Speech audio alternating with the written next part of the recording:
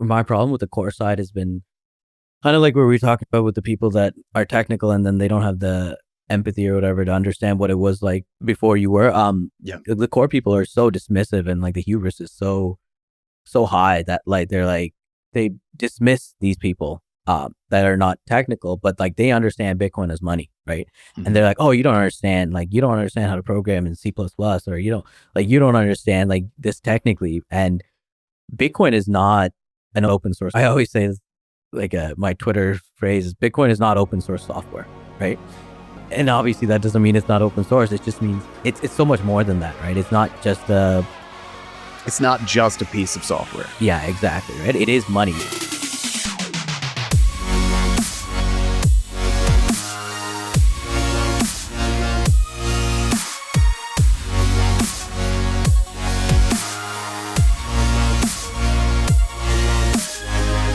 What is up, guys? Welcome back to Bitcoin Audible. I'm Guy Swan, the guy who has read more about Bitcoin than anybody else you know.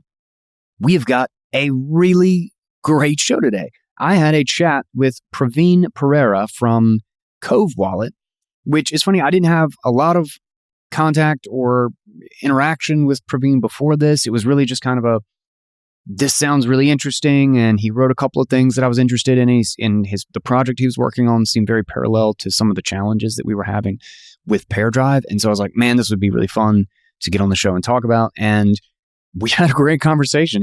Praveen is a really cool guy, and a shout out to him, and thanks for coming on the show. It was a really, really fun one. We got into all sorts of stuff, really talking about the trade-offs and nuance of how do you get an experience that a broad audience and user base can actually intuit and understand, and how do you get that sweet spot of the trade-offs between solving one potential risk or one potential problem and leveraging something that has a risk in a different place? How do you judge what is best for the largest number of people to bring self-custody in a way that is accessible by the public at large? And that's been a very, very fascinating and interesting problem that I've spent a very long time thinking about. We've talked about a lot on the show. And Praveen and the Cove Wallet in general, and they've come up with a really fascinating balance, I think, to solving that problem, as well as in general, just having a really interesting tool and wallet. But I just really liked the way he was thinking about it and thought it would be a great thing to just bring on and kind of riff on, get his background and that sort of thing. And it was. In fact, it was very, very useful. And I've got a bunch of links for things that I couldn't even have been having trouble even digging back up. And so I really thank him for that, if nothing else, because I've got like 4 or 5 different resources just out of this conversation that I'm like, oh, I'm saving this to go back into later. So shout out, and hope you guys enjoy this one. This is going to be a really fun one. With that, a quick shout out to our sponsors, Ledn.io for Bitcoin-backed loans, to Synonym and PubKey, that's PUBKY.app. They have a set of tools for re-decentralizing the web. I talk about them a little bit in the show, but if you are a builder, you definitely need to check out the tools that they have available. GetChroma.co, I still have a discount code. Bitcoin Audible gets you 10% off. And then lastly, the HRF and the incredible work they do with the Financial Freedom Report. Subscribe to that newsletter. Check them out. They are an invaluable resource for the stories and the tools for fighting for financial freedom around the world. And of course, Bitcoin's at the heart of that. So links and details, goodies, discount codes, all that stuff right down in the show notes. And I've actually got a lot of really cool stuff. Bitcoin board game that I'm in love with. Just love playing it. Discount code for that. I just got a discount code for Crowd Health. Literally, and I'm going to have this available on the website too, which we're launching literally any minute now when I actually have the time to go and spend an hour on it. But I will have all of this stuff available on the websites. These are all services and tools that I use specifically, and I try to get affiliate codes for it. And it's a huge help, guys. It does wonders to help out the show, not only to just share it out and everything, but if you just use my links, and almost all of them come with some sort of a discount. And don't discount discounts. But yes, check them out. Links and details in the show notes, as well as on bitcoinaudible.com. And with that, let's get into today's show. This will be Chat 156, Sovereignty Built Simply, with Praveen Perera. Well, dude, Praveen, welcome to the show. Welcome to Bitcoin Audible, man. It's good to have you. Thank you. It's good to be here. So, dude, let's actually start about, because I don't really know much about you. I've just kind of like bumped into some of your stuff recently, and I saw the wallet, and we had a little interaction with the talking about the backup stuff. Because like there's still a lot of kind of like base frictions, I feel like, in the Bitcoin space or with Bitcoin tools, and there's a lot of really interesting projects and ways of thinking about how to get around that for quote unquote your normie audience, so to speak. And so I really wanted to just bring you on and get your take on it, but let's start with kind of how you got to where you are. What made you a builder? What made you want to build and like do a project like this in the Bitcoin space? Wallets are a historically very painful and long slog without much monetary return. So I respect anybody who does it. Yeah. Yeah. I mean, so I got into Bitcoin, like properly got into it. I would say like I consider it late, like 2020s. It was really COVID that got me into it. We can go into that if we want, but I think most people understand what I mean by that. And so I was a developer too, obviously back then. And as you're a developer in Bitcoin, a lot of your friends and whoever says like, hey, you should work in Bitcoin, or have you thought about working in Bitcoin? Whenever that came up, my thing was always like, I don't want to build or work in Bitcoin just to do it. Because I like my job. I liked I was doing a lot of contracts, so it was very interesting and moved around, did a lot of interesting stuff, helped startups like get going, and just interesting stuff. I liked it, right? So I wasn't looking for something new, and my thinking was always, if something finds me, if I find something in Bitcoin that I find to be really interesting, or that I really feel like I can bring something to it, then I'll do it. But I won't. I don't want to just like look for a project to do just because I want to work in Bitcoin, right? Owning Bitcoin was enough for me. Yeah. So I think how this really started was I was on Twitter, obviously, but people saw me as a builder. I think when Francis wanted some help doing BBQR implementation for his wallet. And one of my friends tagged me in and being like, hey, just do this, right? So I was had some time and like, hey, some extra money, why not? I did it. And from there, just different people reached out, and like this was something that some people asked, hey, like, have you thought about doing a mobile wallet? And my initial reaction was like, yeah, I mean, I had thought about it, but like, I didn't think there'd be any real demand for it because, when you think of wallets, that you think of that as like the most saturated space. There's so many wallets already. People love the wallets that, they use. But the more I thought about it, the more I thought, hey, like this might be something I'm interested in, because I used a cold card, and I used Sparrow. But I also used Green Wallet on my phone. So, but I was never able to actually, you couldn't use Green Wallet with your cold card, because basically, realistically, it was only possible to use it as a hot wallet. So I was doing those two things. And basically the idea was like, hey, there are lots of great Lightning wallets. There's good multi-sig wallets, but there isn't a good simple Bitcoin wallet that will work well with hardware wallet, right? That wasn't true. And I agreed, because I had the same issue. Green Wallet was my favorite, but I couldn't use it with my hardware wallet. So, long story short, I guess that's how I approached it, and that is the guiding philosophy of Cove. Because so right now, I'm proud of the UX and UI I've achieved. So like some people want, hey, like, are you thinking of doing multi-sig, or are you doing Lightning? but my answer is always for that is no first. Like I start with a no because the reason I'm able to focus on the UI and UX of Cove and like make it really simple is because it doesn't do too much. If we brought in Lightning and multi-sig, first it would make the UI more cluttered and there'd just be um, too many things to work with, and it would make it less simple, right? So, and also it would just make the surface area, there would be more things I would have to work on. So, which means less time I could really focus on the UX. So, Mhm. yeah. So for that stuff, I say it's not never, but if I can figure out a way to make it simple, and when I do all the other stuff I still want to do, then maybe. What are your general thoughts about Lightning?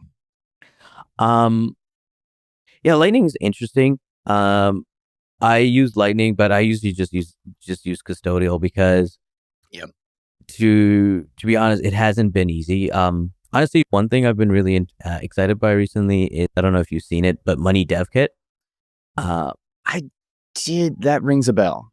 I definitely have seen something about it. yeah, I would say they're like really quick explanation would be they're trying to be the Stripe but for Lightning. Okay. And they managed to do it self custodial. So the guy working on it, Nick, he's worked at Is that Nick Slaney? Nick Slaney. Yeah, Looked it up. Yeah. yeah, he's been at. I think he was high up on the block side doing their Lightning stuff. So he has lots of experience with the hard stuff of Lightning, right? Like liquidity management and all that stuff. So if anybody can pull it off, I think it would be him. And so far, the stuff I've seen from them is like been really interesting. And I like how seems to have a big focus on what like making this easy for vibe coders. So I want to try and spin something up with that. Maybe like things I was thinking were like a donation page for Cove, or better yet, like a feature request page where you could like the more like you pay, like the more you zap, the higher that feature request comes, something like that. Yeah. So yeah, Lightning so far I basically just use custodial, but I think there's stuff that's interesting. The Arc stuff is interesting. I know it's not like just straight up Lightning, but um I kind of put them in the same category. Like they're, yeah. maybe we can get there. But I mean, even in the current state, though, I think it's a huge win. I like Lightning. It's just not the right. There's like lots of great Lightning wallets and that do different things. It's just not the right fit for Cove. Cove doesn't need to be everything for everyone. Mm-hmm. No, I totally agree. I have gone away from the all-in-one solution. Granted, there was never really a time where I think iTunes when I was younger took me away from the whole idea of the everything app, right? It's like, this is just an astronomical mess. Like everything doesn't have to do everything.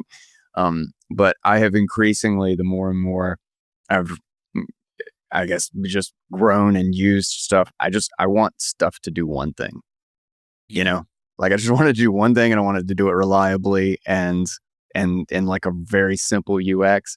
And then that's it. Like I just want it to stay there and doing its thing and continue to work for me for as long as I need it to. Yeah, it seems like the world goes through these like great bundlings and unbundlings where, Yeah. like there was Netflix and then, or like there's like cable, right? And then like you split them out into Netflix and all that stuff. And now you're just paying 100 different subscriptions, but not the same thing, but Yeah. but we seem to be doing that. No, I get what you mean. Yeah. Yeah. But yeah, it's just much easier to do one thing really well than try to do everything, right? Yeah. And specifically, you get really, really good at doing that one thing when you're hyper focused on it. Yeah, exactly. Yeah. I mean, you could say the same thing for Bitcoin, right? The reason Bitcoin is focused on being money, not JPEGs and whatever. There you go. Smart, whatever Ethereum people call it these days, right? And Bitcoin is the best money because we're not trying to be every. I know there's people working hard to change that, but that's not what I want. Bitcoin is money, and then everything else is serves at the whim of that. Yeah, absolutely. It's interesting this the Money Dev Kit and then like Breeze SDK and stuff. Like these things are really interesting to me because we're getting to a place in Bear Drive where which is a project I've been working on for way too long. But we're getting to a place where we're talking about, getting lightning and zaps and that sort of stuff involved. And it really is like, I don't want to touch, like, from the context of like building a wallet, like, you're right. Like, I don't want to, the overhead and complexity and like that sort of thing. I want that completely offloaded to, to somebody else's framework. Yeah. But we'll see what the quote unquote solution or like easiest thing is there. That's actually what interested me about Cove Wallet, and I'm curious from kind of the context of backups. And I'm curious because you said that you didn't want to build a wallet unless you felt called to, like that something was like, oh, like this is something I want to do. What was that thing? Yeah, I mean, for me, the simple thing was like, if I'm gonna build something, is it has to be, for me at least, the first thing is, will I use this? Because Mhm. you have these grand plans, but if it doesn't plan out and like it turns out there's no market, or it's not as big as you thought, worst case scenario, will I have built something that I want to use? And Exactly. You build for yourself. Build for yeah, yourself 1,000%. exactly. Yeah. So there's all, and for that the answer is yes, right? So now my main driver used to be Sparrow. And then I would use Green Wallet here and there, most like for little stuff. But now, like, Cove is my main go-to wallet, right? That's what I use most of the time. So that part is accomplished. And it wasn't a failure. There's lots of people using it. There's lots of people requesting new features, so, which is great too. Yeah. But yeah, I think basically the theory that like there is a market for really simple Bitcoin, because at the time, or even now, like main chain is not the hype, right? The hype is Lightning, Arc, even like Liquid, and doing all these multi-sig, doing all these things together. So like Cove is the boring wallet. I forget who called it, but like the boomer on-chain wallet, right? And Yeah. and I'm happy with that. I don't need it to be exciting. I just want it to work and work well for me and others. And yeah, that's been good. Nice. So get me into this, uh, like backups. Backups are a thing. And for the user, like the article, which I saved, but actually did not completely read through the whole architecture and everything yet. If depending on how far I get through, it might be worth an audio read, but I don't know. There's some parts that seem a little technical, so that's hard to do in audio. But I'm curious what your thinking around this was. Like, how did you enter and address the problem with backups for like a typical user? And give me your whole framework about the why and how for this. Yeah. So backups I approached in a similar way to the wallet, in that I didn't launch with like cloud backups, because Mm-hmm. from what I knew and what I thought at the time, well, first obviously I had to get the wallet completed and do all the basic stuff first, right? But the other thing was, I didn't want to do a half-assed, or half-assed is not a good word. It just means like I didn't want to do a wallet or backup solution that I wasn't fully happy with. Um, I mean, half-assed is fair, I think, because it's not even that. It's not like half-assed, like the level of attention. It's half-assed. It's compromising on too many things for the sake of convenience. There's a lot of those quote unquote solutions out there, but they present themselves with a pretty substantial risk. And if you want to build something new, it's like, why would I build the same thing? You know. So I get yeah, that. exactly. And I'm actually kind of happy you didn't read it, because now I can you can hear for the first time, and then you can tell me your Exactly. initial reaction. Yeah, I mean, I don't want to shit on any of the previous solutions, anything like that. Oh, but they make great clips. Shit on everybody. I don't have problems shitting on people. I don't know if you've seen my tweets, but I go at it with the core people. A lot. So it's not that, but like when it comes to technical stuff, it's just like, I understand the trade-offs they made, why they made it. Like this solution that I'm implementing wasn't really possible in a cross-platform way until iOS 18.4 came out, which I have in the article exactly when that was, but it wasn't too long ago, right? So, but okay, so to start from the beginning, what basically when it came to cloud backups, the solution that I thought was like really good was Phoenix Wallet. So Phoenix Wallet, you go in and you can enable it, and they have all these scary checkboxes saying basically, if the NSA and Apple collude, basically they can take your keys, which is true. And the reason that's true is because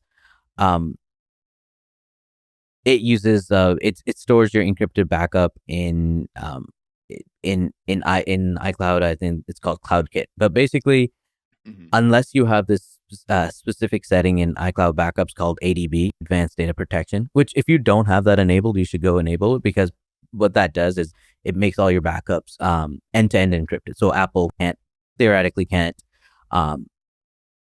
Wait, this is a setting that you can turn on? Yeah, it's in iOS iCloud settings, I think it is. No kidding. I'm gonna find that right now. Yeah. I'll do like a little like 1, 2, 3 steps for people in the comments. So if you're listening to this, what was the ADP? ADP, okay. Yeah, Advanced Data Protections. So if you just search in the settings, if you search Advanced, it should come up. Advanced. It's in Apple account iCloud. Advanced Data Protections. There you go. Yeah. So is that turned on for you or no? It is not. Yeah. So it's not default, but you should. Anybody listening should definitely turn it on.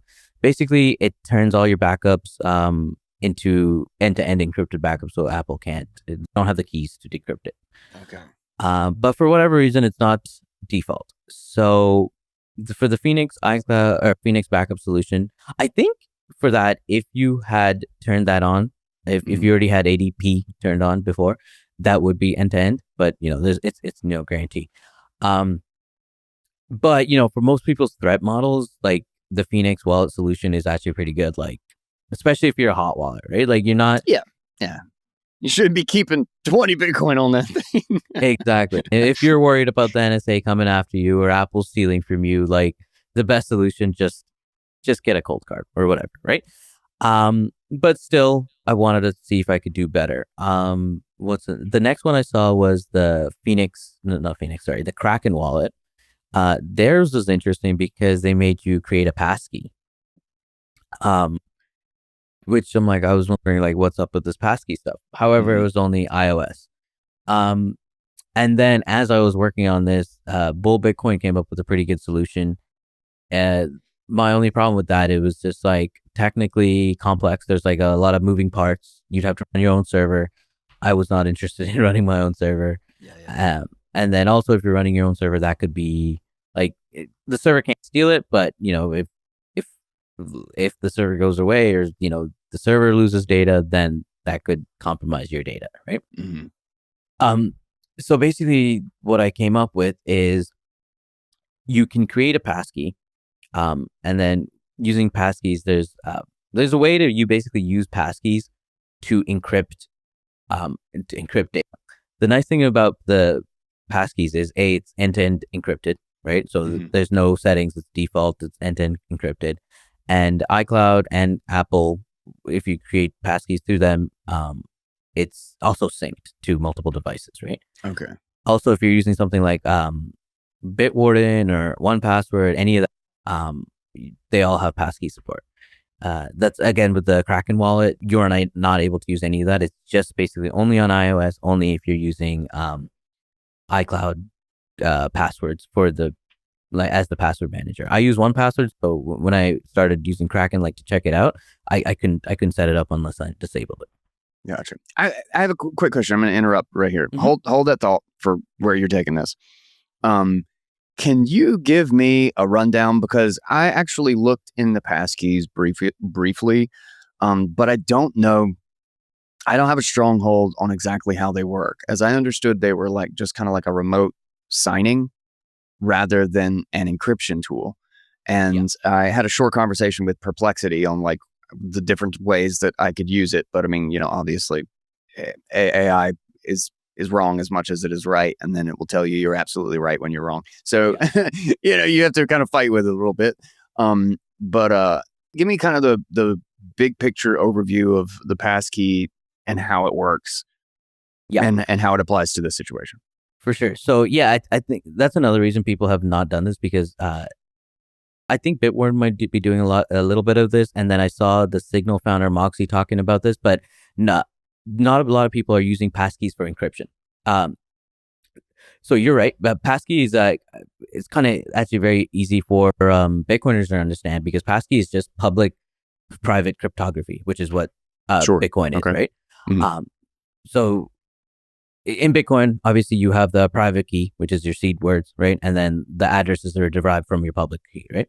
So usually how passkeys work is when you sign up to a website, you register your passkey, which basically means you give that website the public key from that passkey. So when you come back, the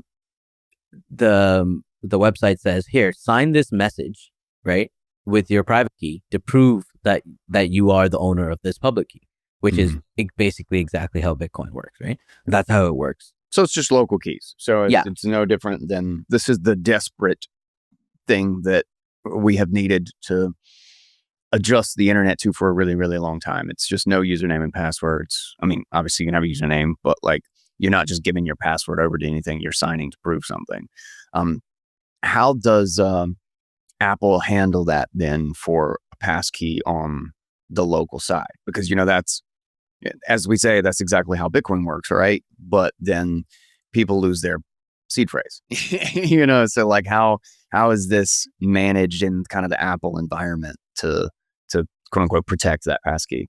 Yeah. So basically in the Apple side, you're not able to create a passkey or use passkeys unless you have the iCloud account like set up. Okay. The reason being, yes, passkeys are local. So if you don't have iCloud sync enabled, then you wouldn't be able to access from your other devices. Right? So when it is enabled, the passkey is encrypted locally, or encrypted using your Apple credentials. So it's still encrypted locally client side. Apple can access it, but it will be available on your other devices. Yeah.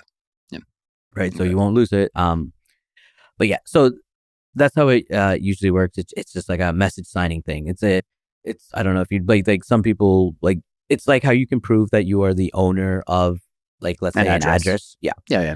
You can do that in a wallet. Exactly. Usually in the advanced settings, but it's there. Exactly. So there's some other stuff to it, to other protections that, like, to prove another nice thing about passkeys is you can't, it's anti-phishing. So you can't log into a different website with that. No man in the middle attack, man. Yeah. Good exactly. God. Like, need that so bad. Yeah. So I think I think passkeys should be more popular, but I think a reason it's not is it can be hard to explain. But at the very basic level, it's like very simple, right? You just prove that you are that person by signing a message. But yeah, to get to it, at the very basic level, passkeys have a private key, right? And you can encrypt stuff using private keys. Passkeys were designed not for encryption, but for signing. However, there's an extension called PRF, so pseudo random function, that basically uses the private key that if you give an input, will always give the same output, right? Okay. So that's how you can derive. So the passkey private key never leaves the passkey, because that would be insecure. But you can create your own key by saying, here, for this random string of letters and numbers, give me a different random set of letters and numbers that's derived from the private key in the passkey. Okay. Does that make sense? Yeah. Yes. So let me try to explain it back. Yeah. So and this derived thing is the actual key, right? Yes. So this will be the key that I use in Cove. Yes. Okay. So essentially you have you're mixing your passkey with another secret in order to create the actual keys to the coins, which that other secret could be a seed phrase, or it could just be a random password or a PIN or anything like that.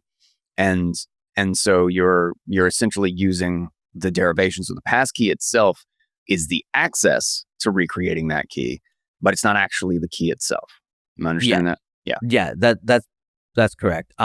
If we're gonna start from the very beginning, a private key is just a random string of letters and numbers, right? So it's 256 bits. So yeah, starting from there. The only thing is that the thing I send into the passkey doesn't have to be a secret. It can be a static string, right? It could be. Sure. It doesn't matter what it is because it's just a way of getting a new private key from the passkey without actually getting the passkey secret. Because passkeys would be very insecure if you could get their actual key out of it, right? You're just using it to make a new key, basically, a new random string.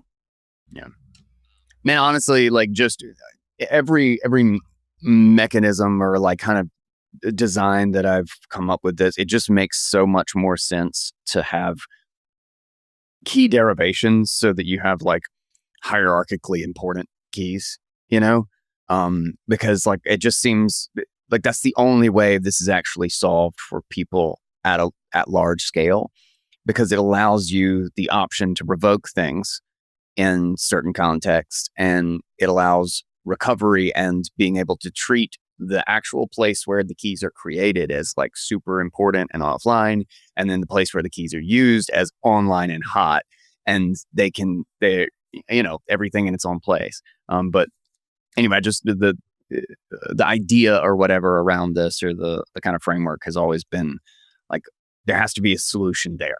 That's always been the way I've been thinking about it for a long time now. Okay, so then walk me through how Cove uses this. Yeah. So I'm still working on it, but basically the design is there's two parts of it, right? So what I just described is the passkey is basically where your encryption key is, let's say, stored, right? We discussed how it's derived from it, but then what you can do is you take that encryption key and then you can encrypt all your wallets that you have on device, right? Now that these wallets are all encrypted with this encryption key, you can store those encrypted wallets anywhere you want, and nobody can access them because they're encrypted by this key that's like you have access to, right? So which gives us a really nice design of at the beginning on iOS, it's these encrypted wallets are just going to be stored in iCloud Drive, or like there's all these different places you can store it on iOS, and then in the Android side, like Google Drive or wherever, and these are all encrypted. So then when the user comes back, let's say with a new phone or they lost their phone, whatever, they just need the passkey, right? And then they need wherever they stored these encrypted backups. And then with these encrypted backups, you can add some redundancy. You can like the V2 might be, we store it in not just iCloud, but also Dropbox or Google Drive, wherever you want, because you can have multiple copies. They're all encrypted, right? Just less chance of losing it. And as long as you have your passkey and these encrypted blobs, basically, you can access your Bitcoin. Caveats to this, obviously, it's not a substitution for like a cold hardware wallet, right? Like this is just a way of making hot wallets easier to use, and you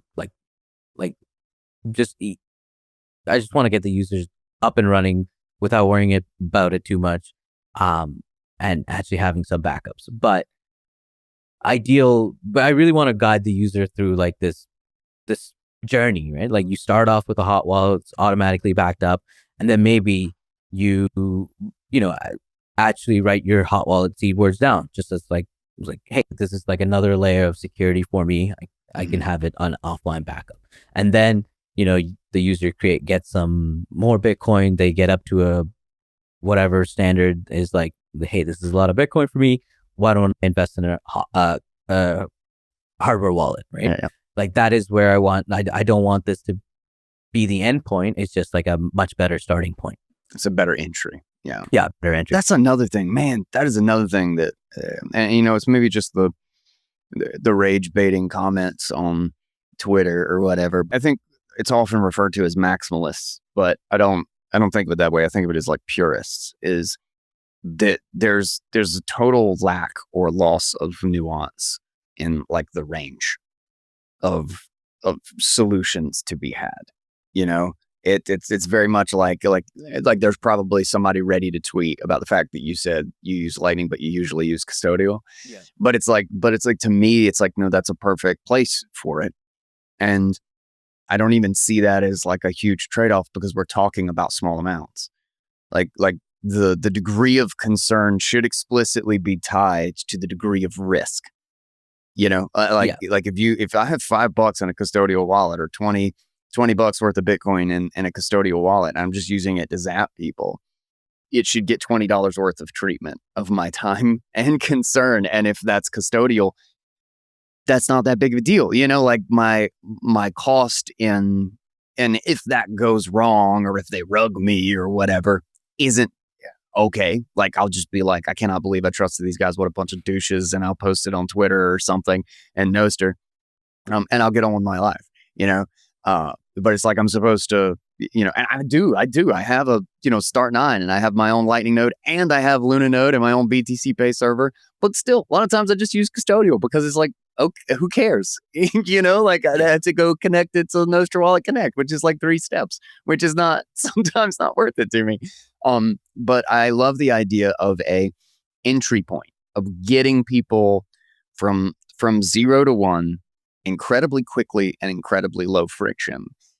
And then as they get more invested, leading them to, or giving them the allowance to make the decision or realization, and directing them through the process of having a hardware wallet, or being much more serious about their backups and, that sort of thing. So I don't know if that's like ever been a sticking point with you, or how your philosophy lines up with that, but no, I fully agree. Like, I think some people take like the pithy like one-liners, like these are not your coins, and then just like turn their brain off completely and don't think like, what does this actually mean, right? Yeah.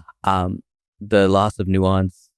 Honestly, I don't see it too much. I feel like my Twitter is pretty curated. Like, if you're gonna be that stupid, like, I'll probably just mute you, because like, come on, like, let's use our brains. Like, what are we talking about here?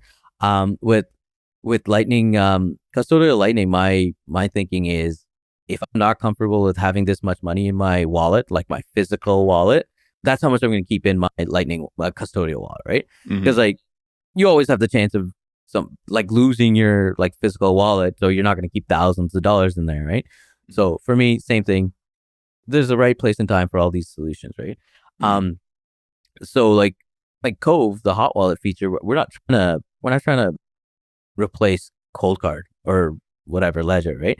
We're trying to make, like, with this whole backup thing, is maybe like some people I know that have their Bitcoin on exchanges but are too scared to bring it somewhere else. Maybe like they might be like, hey, like, this backup, this seems pretty cool, like, it backed up, like, I don't have anything to worry about, and like, now I don't have to worry about being locked out of my exchange account and losing all my Bitcoin, right?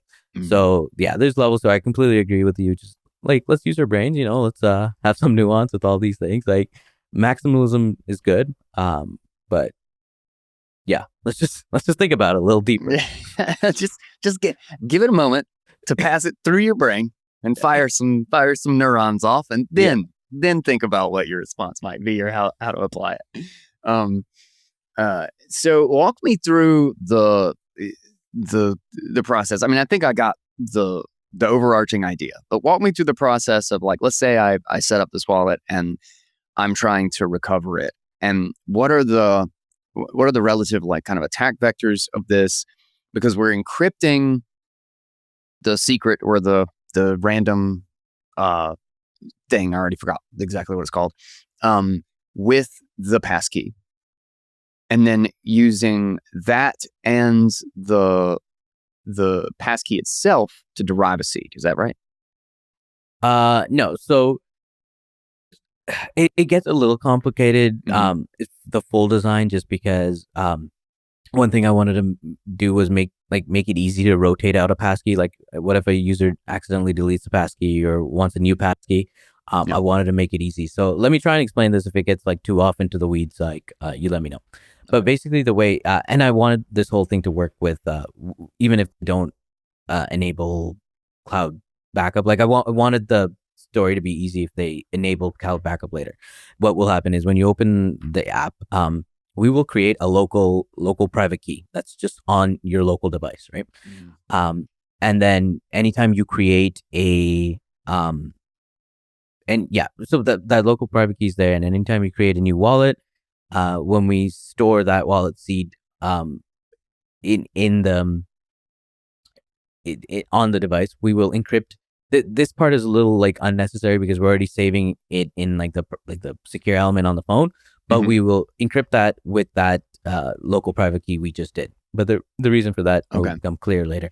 But then if you enable cloud, so that's like the master key that I'm talking about. Right? That is the master key. It's created. It's just right now it's just local only.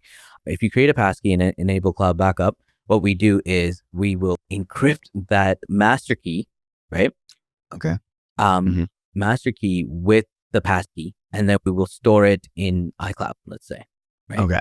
And now that we have the encrypted master key in iCloud, we can take those encrypted wallets, right? That were already stored locally encrypted. We can store them in iCloud.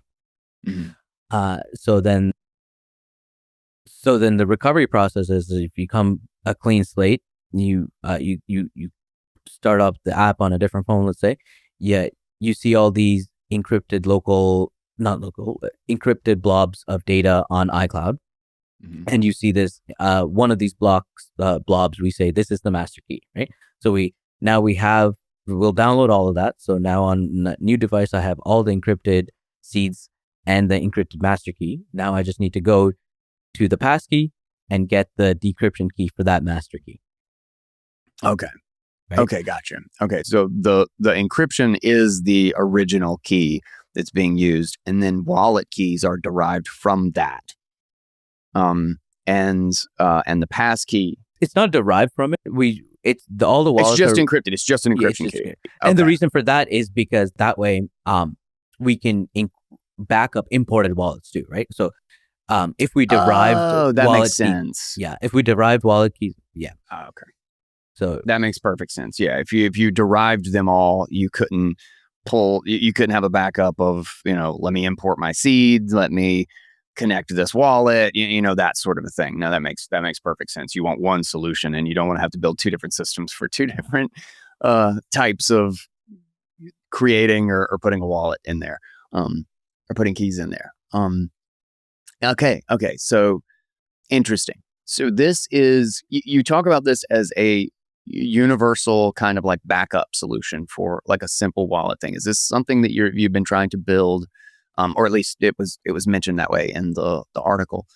Is this going to be like kind of like a dev kit? Or are you just thinking about like, oh no, this is just a method that people can copy over and use? Like how are you thinking about it in that context? Because honestly, for most wallets, this would be better than the default for the majority of people, in my opinion. Yeah. So, just going back in the story a little bit, the bull Bitcoin method of doing things is derived from a spec called, I think it was called Proton spec, or I forget, Photon spec. I was about to say, it says photon in your article. Yeah, so, Photon. Yeah. So I wondered if it was misspelled, but then I was like, maybe that's right. I didn't look it up. So when I was developing like this idea, I just reached out to some people I know, like, hey, like, what do you think about this?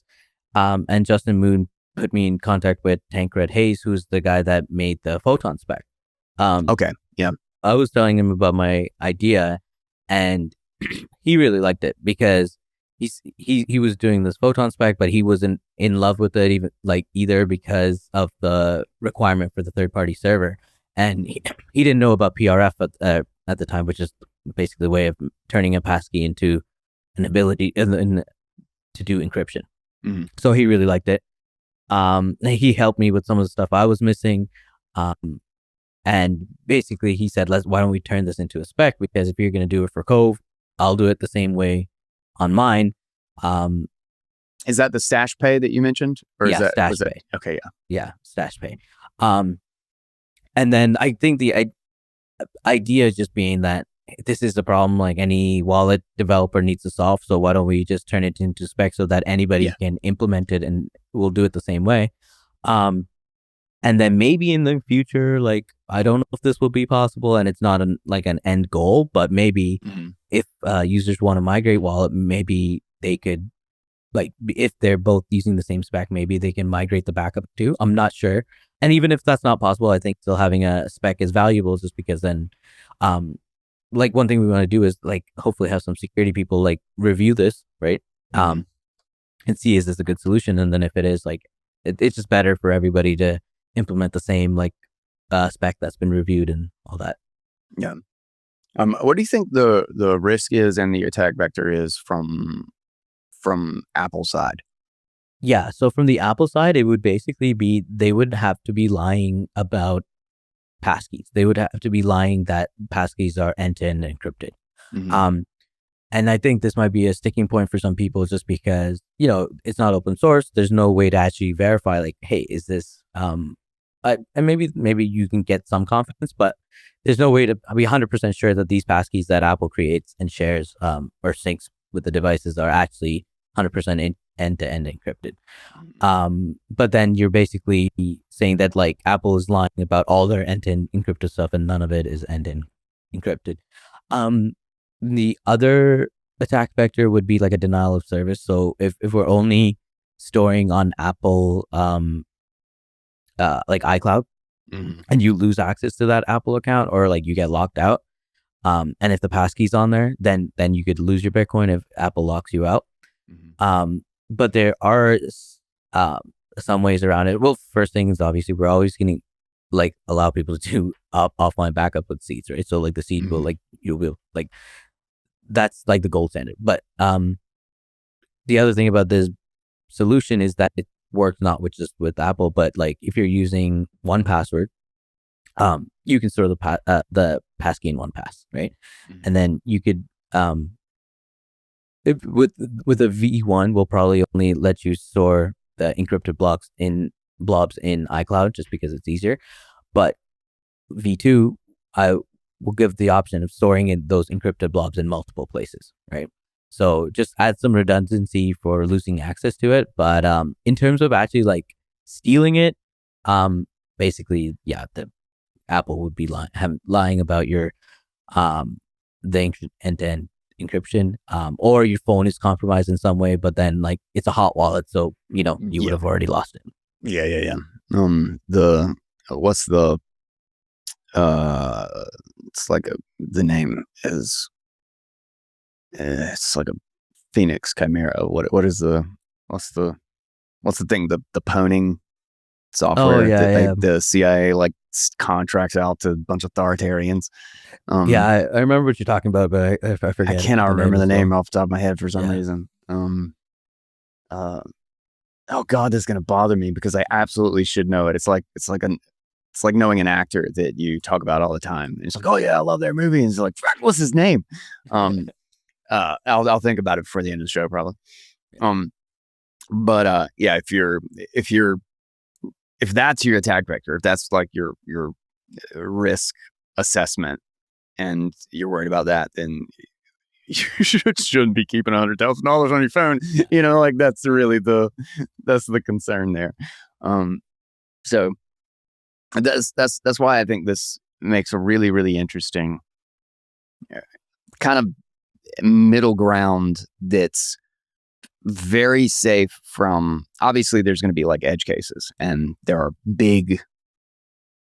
much bigger adversaries, the state, the NSA, Apple, like that sort of thing, which this remains vulnerable to. But I think people just don't respect or kind of forget, because especially Bitcoiners.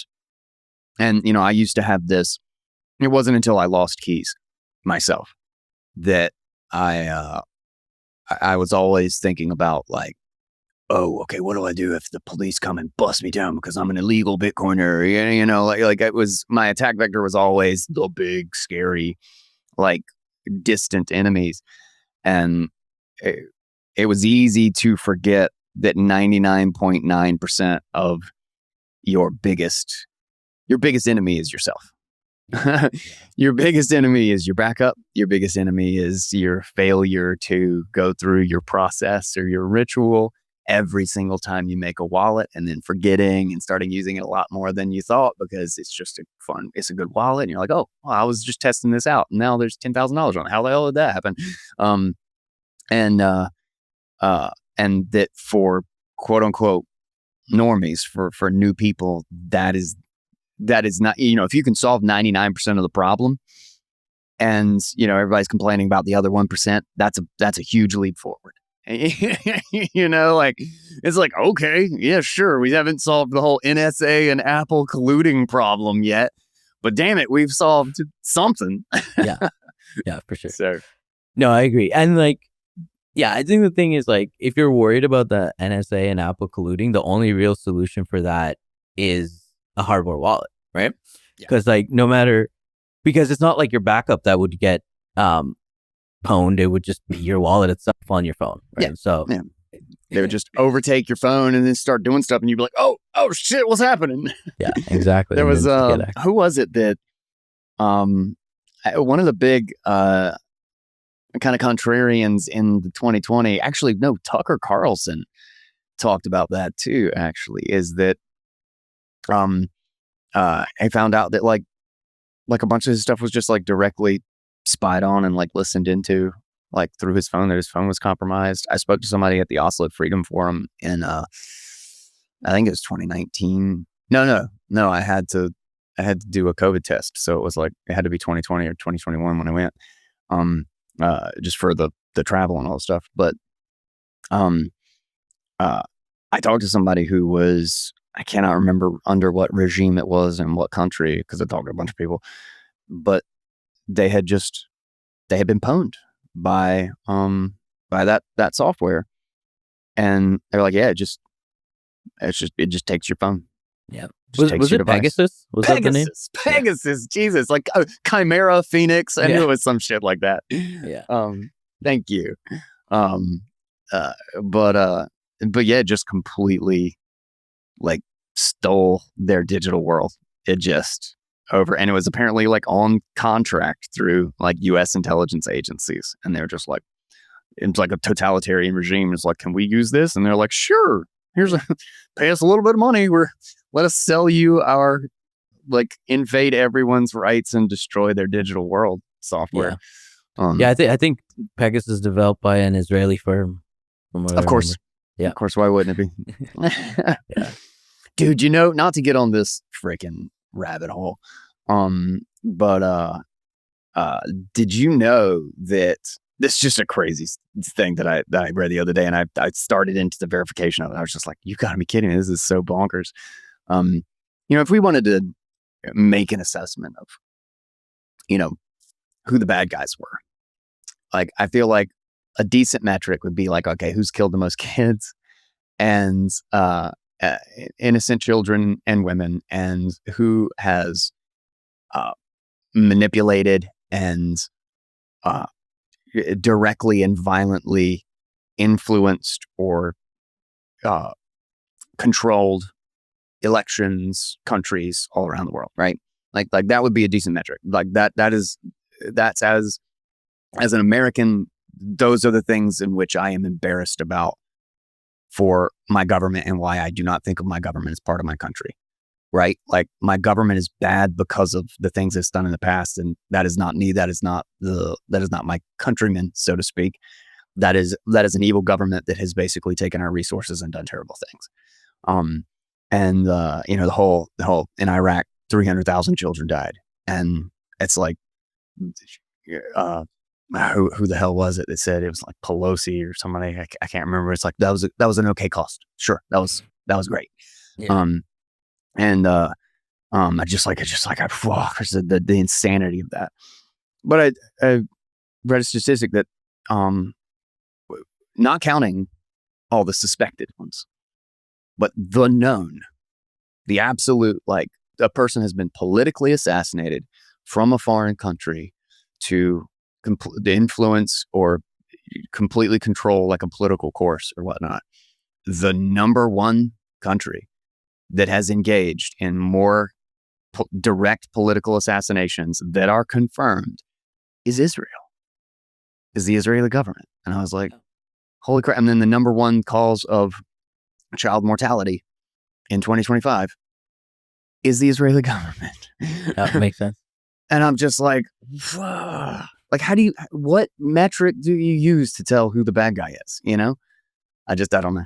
This is mind boggling to me. The interesting thing about Israel, I think, is that anybody under the age of 55 from both sides of the political aisle is seeming to come into a consensus of what and who Israel is. Yeah. So that's been interesting to watch. Yeah. You know, like the left and the right can't agree on anything, but it's a lot of politics. I think a lot of stuff is becoming less about left and right and just like age space now. Like the boomers seem to believe completely different things from like the zoomers, let's say. Yeah. Which is, it gives me hope. And it's also very, very telling that the issue cannot be talked about, or the argument cannot be countered. Like what I just said will immediately, like, it'll probably get clipped, or there'll be a post on something that I'm anti-Semitic. Yeah. And I notice that there are no counter arguments that are not, you hate Jews. And notice I did not bring up Jews at all. That would be like saying that, like, oh, I believe America did a terrible thing in Iraq. And it's like, you hate white people. It's like, the fuck? Like, how is America white people? Or the United States government, not even America. How is the United States government equivalent to white people? Like, where in your crazy psychotic brain did you establish those two things as equal? And then the same Israeli government, like, it's a government.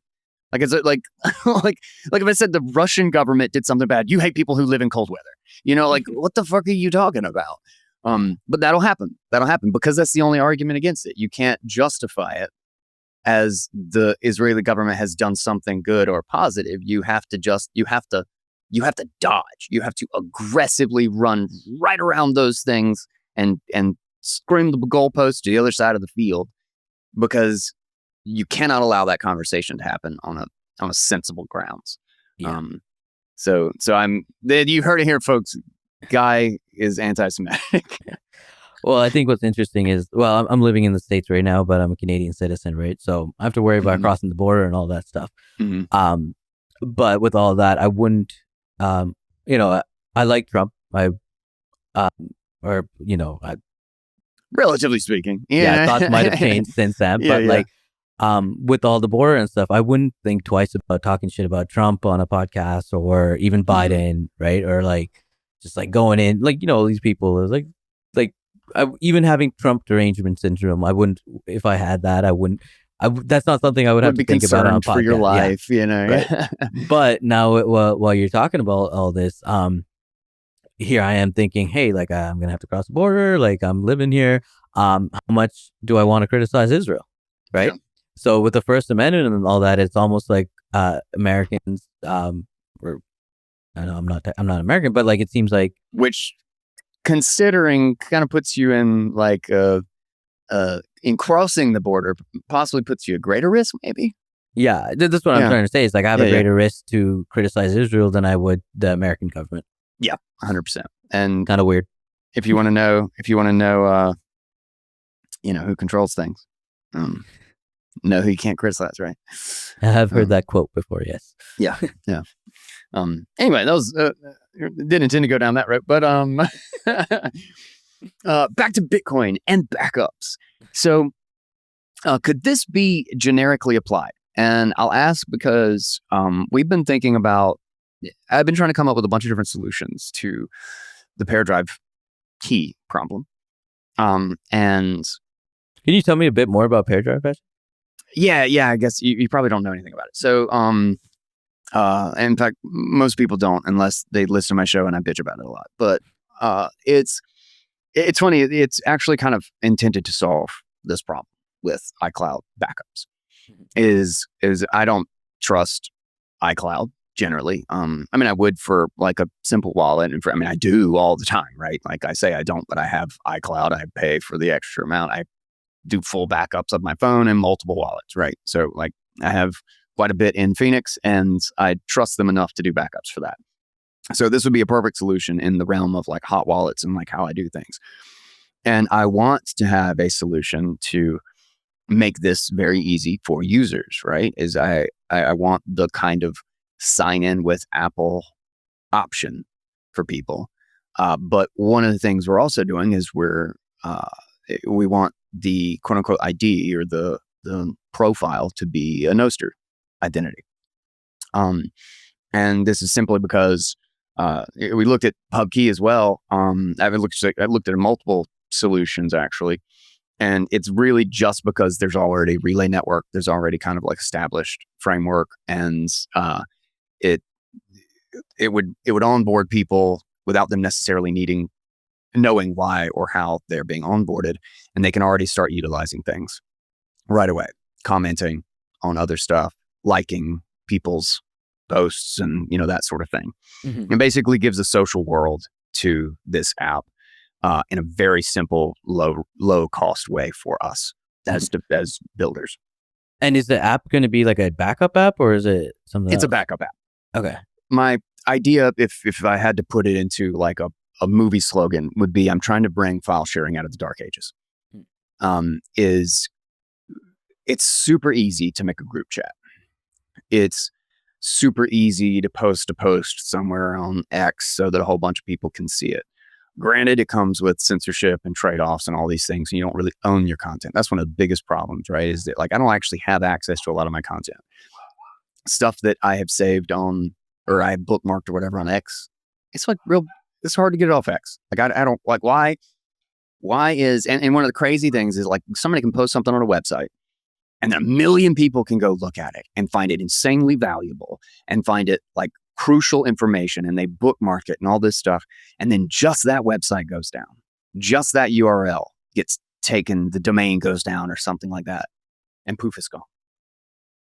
1 million people have downloaded this on their computer and they have looked at it locally, and somehow it's gone forever. And it's like, is it anywhere? Like, I feel like all of these have the same problem, is that to move large amounts of files or to easily sync between devices, you basically can't do it with a good UX unless you're using a service provider. And that service provider has copyright concerns. That service provider has censorship and do you have the right opinion concerns. That service provider has a we're holding your keys for you concerns. Like, they own everything. They usually own your identity. They own your content. They usually monetize your content. And, like it's just them.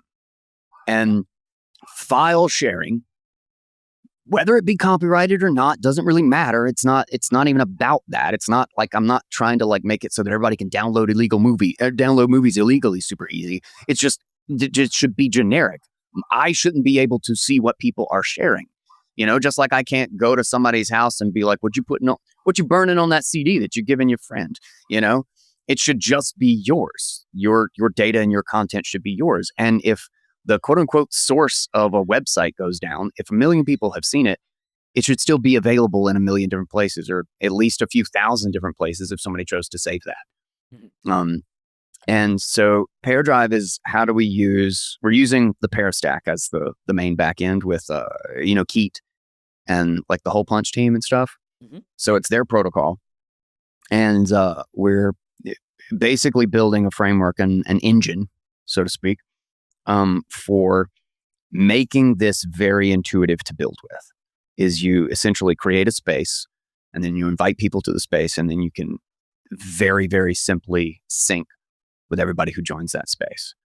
So you basically create a space for your own devices, and then you add your Apple Watch and your phone and your iPad and your tablet, your desktop computer, your MacBook, whatever.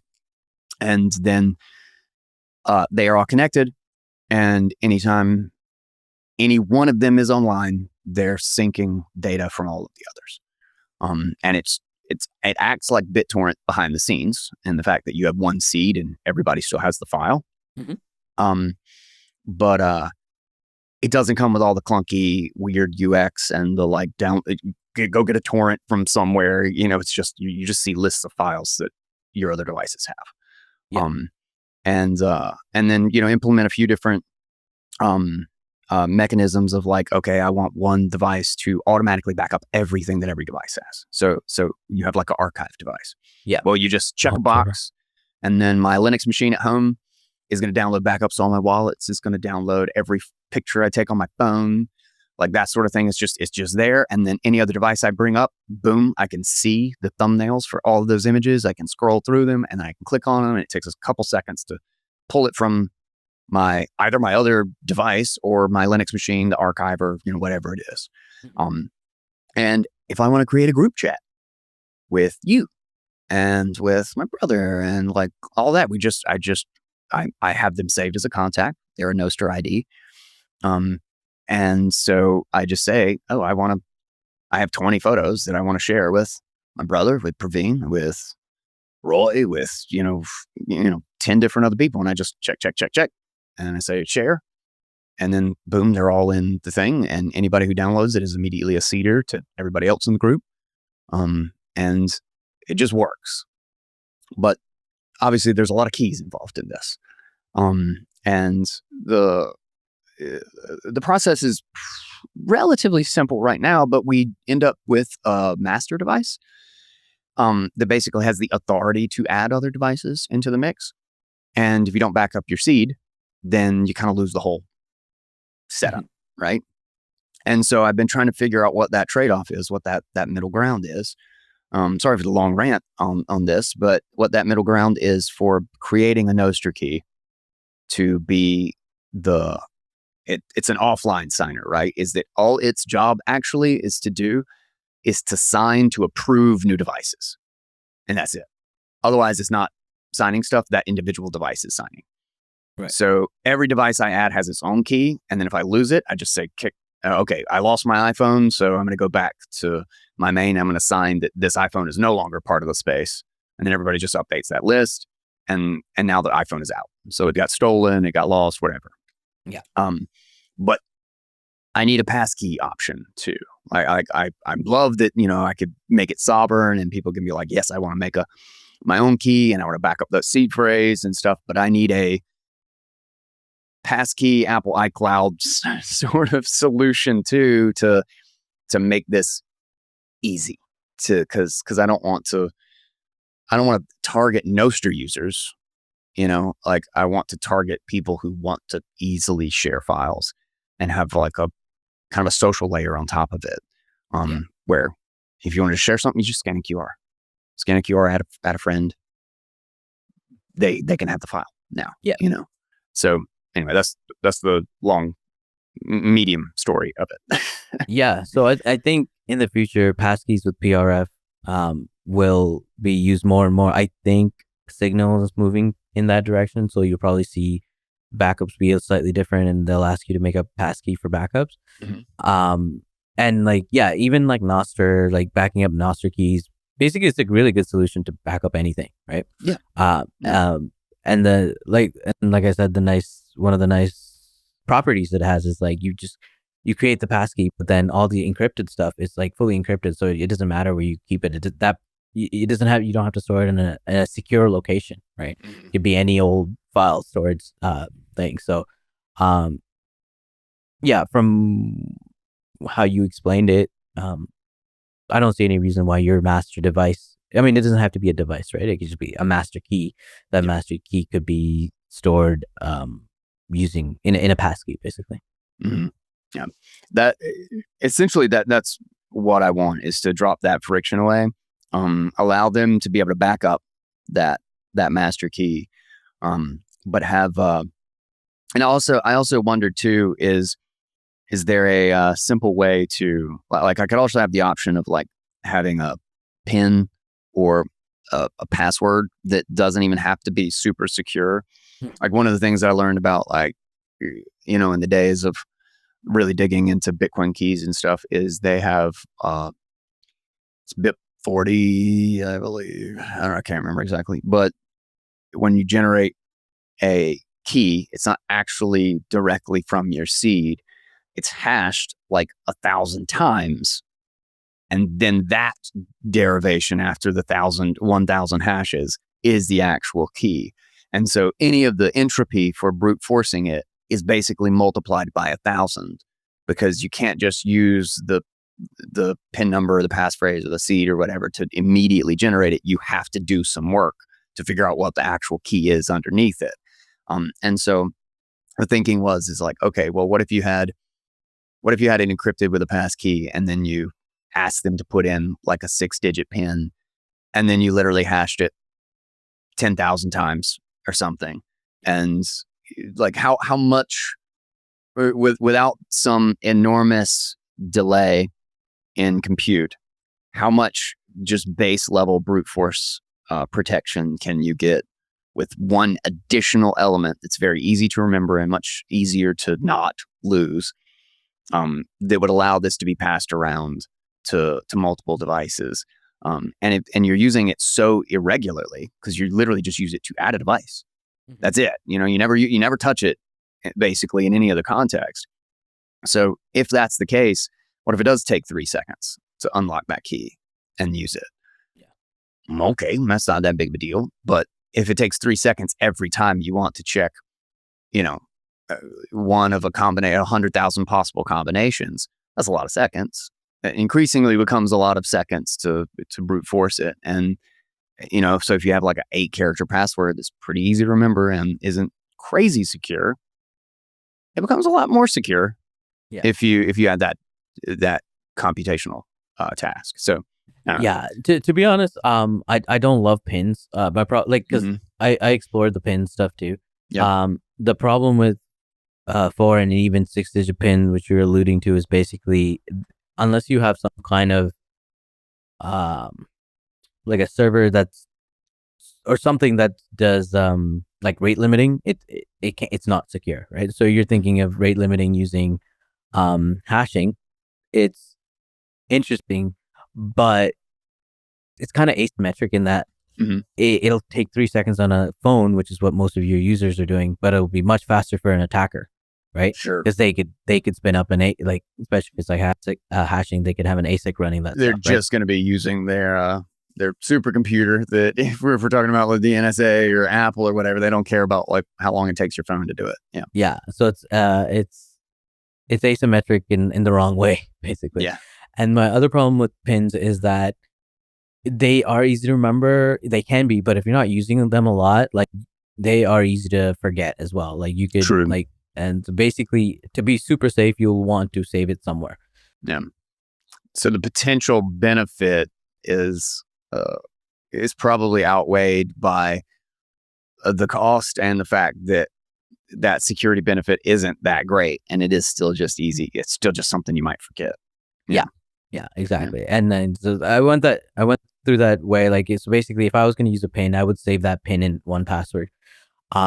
Right. So if I'm saving it in 1Password anyway, why not just use Passkeys that's saved in 1Password? So that's kind of how I went about it. Yeah. It's the appearance of, it's kind of like the metal detector at the airport, right? It's a little bit in the potential for security theater rather than like real security, but it does come with downsides. Yeah.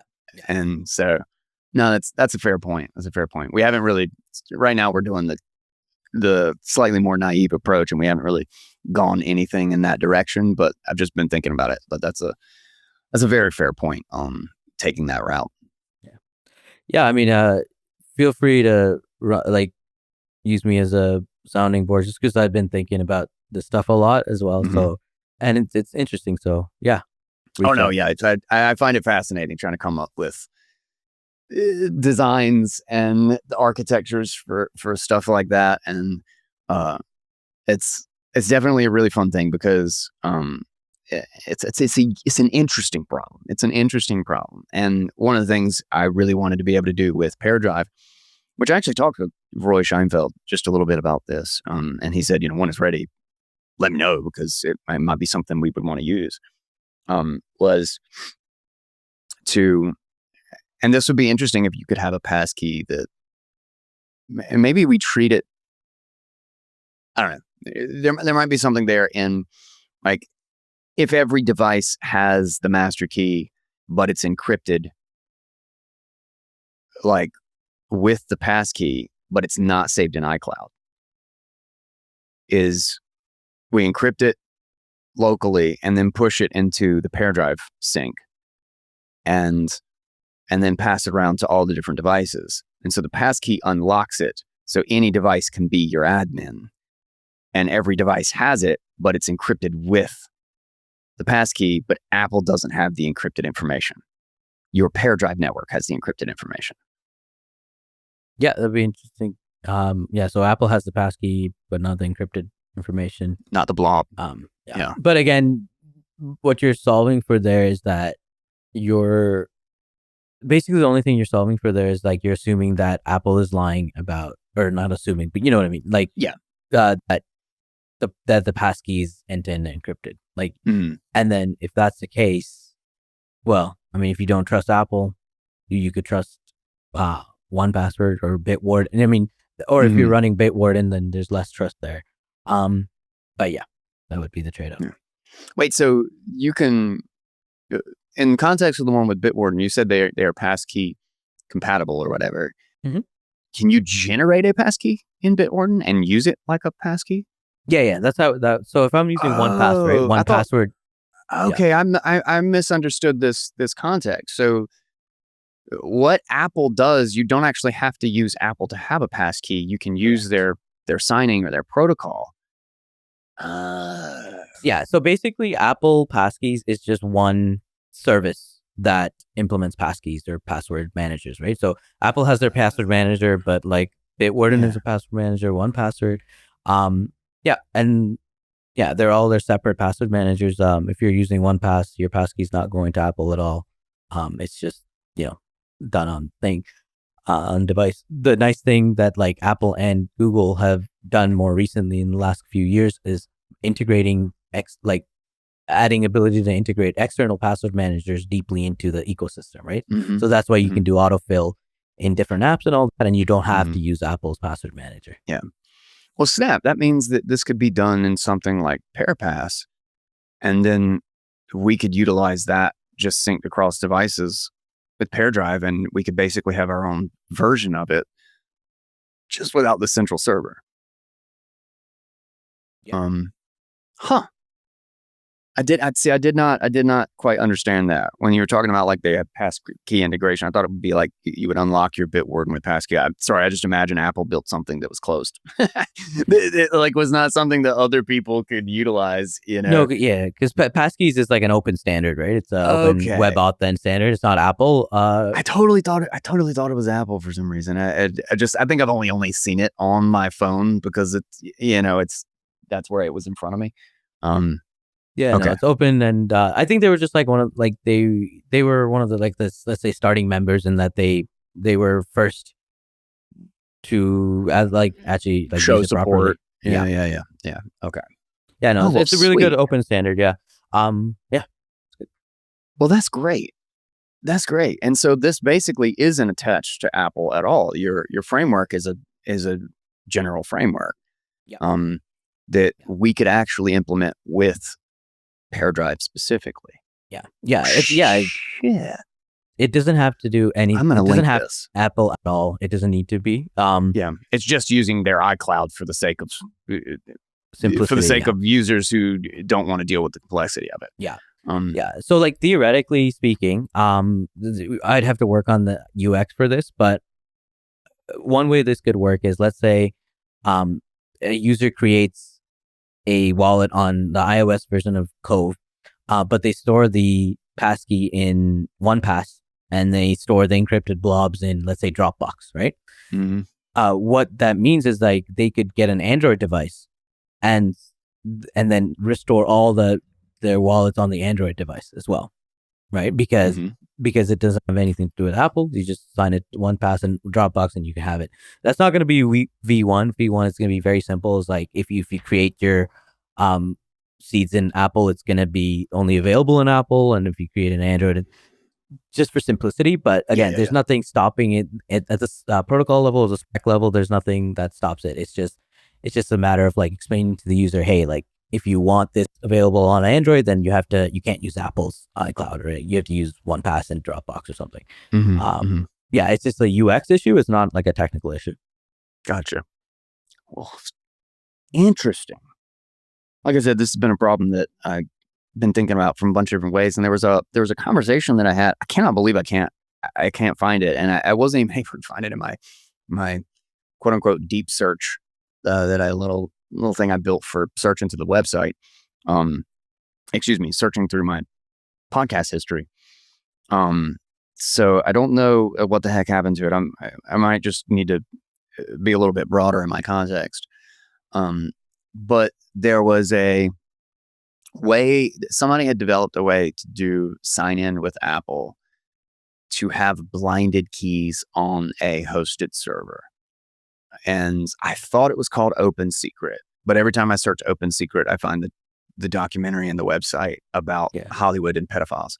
That's why there is a company called Open Secret. I thought it was a bad name for the same reason. I think that is who you're talking about, though. It's the Mutiny guys. The Mutiny guys, yeah. I posted this on Nostr and nobody knew what I was talking about. Yeah, it's the Mutiny guys. Their company's Open Secret. They have the blinded AI like LLM thing. They were directing it, or they had been looking into, and maybe it was just what we talked about wasn't available. So, and the blinded LLM is their main thing that's out. But he had talked about it. They had talked about it in the context of which that actually is a big thing too, because there's an AI integration to PearDrive.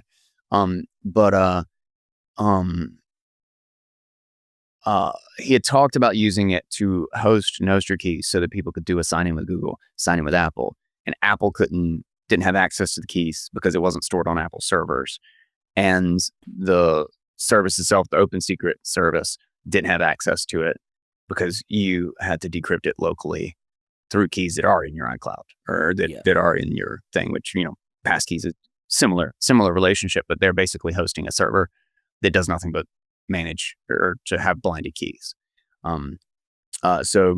Which is also something that I've thought about in this context of like, if PearDrive, the company, is hosting a server, is that before and or in lieu of thinking about like selling backup services or an iCloud service or whatever to somebody, which we could do, and I probably intend to do, or I definitely intend to do at some point.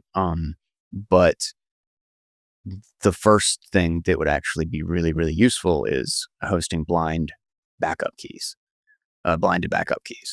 So the sort of Open Secret option was kind of the first thing. But if the user has created their own passkey for the Nostr, for their admin key, that's basically a way we can do it without even kind of worrying about like the blinding side of it, because it's blind by default. Like I'm just hosting an encrypted blob for them. Exactly. So that would be awesome. Yeah. So their website is opensecret.cloud, if you're wondering. Thank you.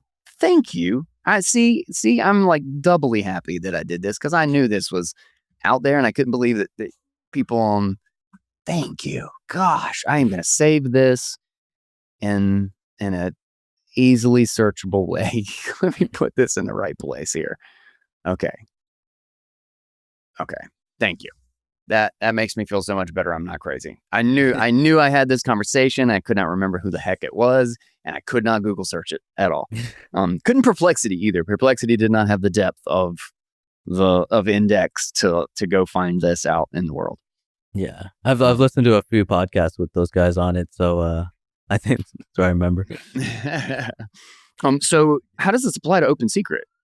So is Open Secret functionally very different, or is it literally just kind of the differences that they're going to host a server to do this, as opposed to they're kind of like a swap out for iCloud, right?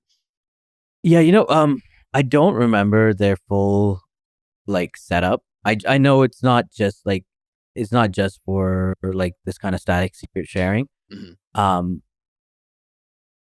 I don't remember, but I do remember they have like a server and stuff again, which I wanted to avoid, like not having a server, right? Yeah, of course. and I know they had like HSMs, like hardware security modules, like involved in there somewhere. Mhm. For me, my my my read on Open Secret was that it was mainly for people like running web services for their Mhm. web services to be blinded, right? Whereas Mhm. Cove is a fully local, like I don't have a server, right? It's a local thing. That's why I don't think it really applies. Gotcha. Gotcha. Um, Oh, actually, I'm remembering this a little bit more, but basically, yeah, it's basically like they're like if you're running a website, if you're running a server, I think Open Secret is a way to make the stuff running on the server blinded even to you, right? yes. Yes. So Yeah. it's just not a problem I have. I'm not running a server at all. Yeah.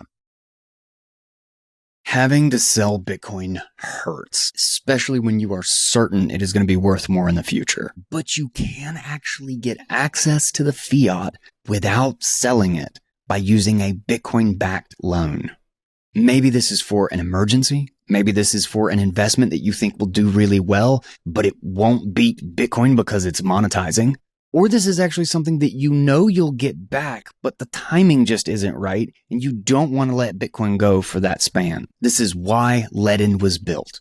They let you borrow against your Bitcoin quickly and easily. And Bitcoin is the ultimate collateral. There is no more perfect thing to use securely in this setup, and something that you can verify with their proof of reserves that they do.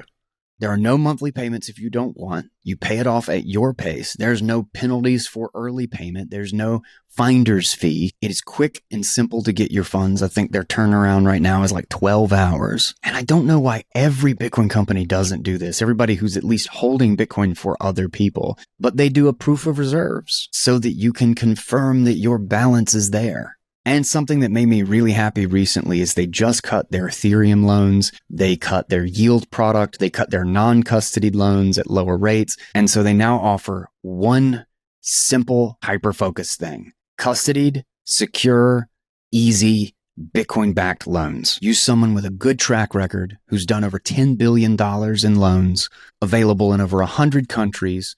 They do proof of reserves, and they've made it through the toughest times in the market without having a single problem. There's no credit check. There's no hassle. It's simple. This is why Ledin.io exists. Get the value of your Bitcoin without having to sell it. Remember to read up on how the collateral works. They're really good at reaching out and making sure that everything stays balanced. Remember that Bitcoin is volatile, so do not overextend. But if you know how to use it, this could be a huge benefit to your Bitcoin stack and give you optionality in accessing fiat without it being that selling Bitcoin is your only option. I've been a very happy customer. Check them out. The link and details are in the description. The benefit, or where I think people miss as to why peer-to-peer is actually, or at least in my thinking, why I think peer-to-peer is necessarily almost where things go, is that you don't have to run a server. And it's not about like, oh, I don't like servers or whatever. I don't like centralized places where you store stuff. Like, that's not it at all. And I think that's a lot of the misunderstanding of what makes peer-to-peer great. I think what makes peer-to-peer great is the fact that I can host a server without a DNS, without AWS cost, without a front end. Like it's about the fact that like my Linux machine at home on my normal internet connection can be a server. And if I want those in 4 different places, all mirroring the same stuff, I can have it in 4 different places, and my cost is a machine. Yeah. And that is a big deal, in my opinion. Like if pair drive is running in the back end and connecting all of these things, well, then you actually could host a quote unquote key server or whatever for users. And you could be like, hey, Guy, can you run a backup of all this stuff? The keys, the total encrypted blobs are about, 520 megabytes or something, because it's just a tiny little blob of a key for 1 million users. I don't even know how big that would be, And I'd be like, sure. And then if your computer was ever offline, they could still just get it directly from mine. The key is getting that experience down so it can just find anybody on the network that might be hosting that. Yeah, I've been definitely interested in more peer-to-peer stuff. So there's this to get a little bit more technical, Cove is written mostly in Rust. Okay. Iro's written in Rust, isn't it? Yeah, so I was just gonna go. I was actually about to talk about Iro. So I didn't know you also. Yeah, so I do you know the Fedimint guys? They're using Iro. They're using Iro. I did not yeah. know that. Oh, cool. Okay, Yeah. sweet. I don't know if their Iro version is out, but they were talking about how Iro made setup so much simpler because like they don't have to worry about DNS and all that kind of stuff. Mm-hmm. And I really want to bring Iro to Cove, for the idea being for the people running right now. I don't support Tor, partly because of the like Tor sucks. I mean, sorry. I was gonna say partly because I haven't had the time to like actually do it, but partly because Tor sucks and like the UX is gonna be really bad. Right, but there's a lot of people using like that have nodes at home, and my idea, and like I know people can set up Tailscale and like set it up, globally on their phone. That sucks exactly. So my idea is basically I would call it Cove Connect. It's just like another app you would install on your Umbrel or Start9 or your home node. And then, but basically that would just be like an Iro proxy, right? Mm-hmm. And then it would just give you a QR code to scan from Cove, and then you would connect. You would have Iro running on basically Cove, and it would connect to that, and then that would talk to your like Bitcoin or your Electrum RS server running on your node. And then that would be cool because like basically you'd be it's like a direct tunnel right into your node, but like without having to set up anything local or globally or Tailscale or anything like that. Yeah, I think discounting just how powerful that is. Like we looked at Iro very seriously, but the only reason we steered away from it was literally because it was written in Rust, and then also not that like I have something against Rust, but just we were trying to have a big part of how we were trying to have access was to just have a simple RPC, like so you can just build web apps that talk to the back end like very, very easily.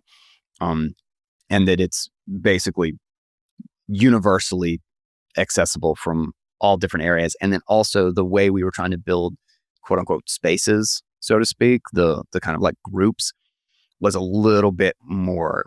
Iro is very like direct send a file.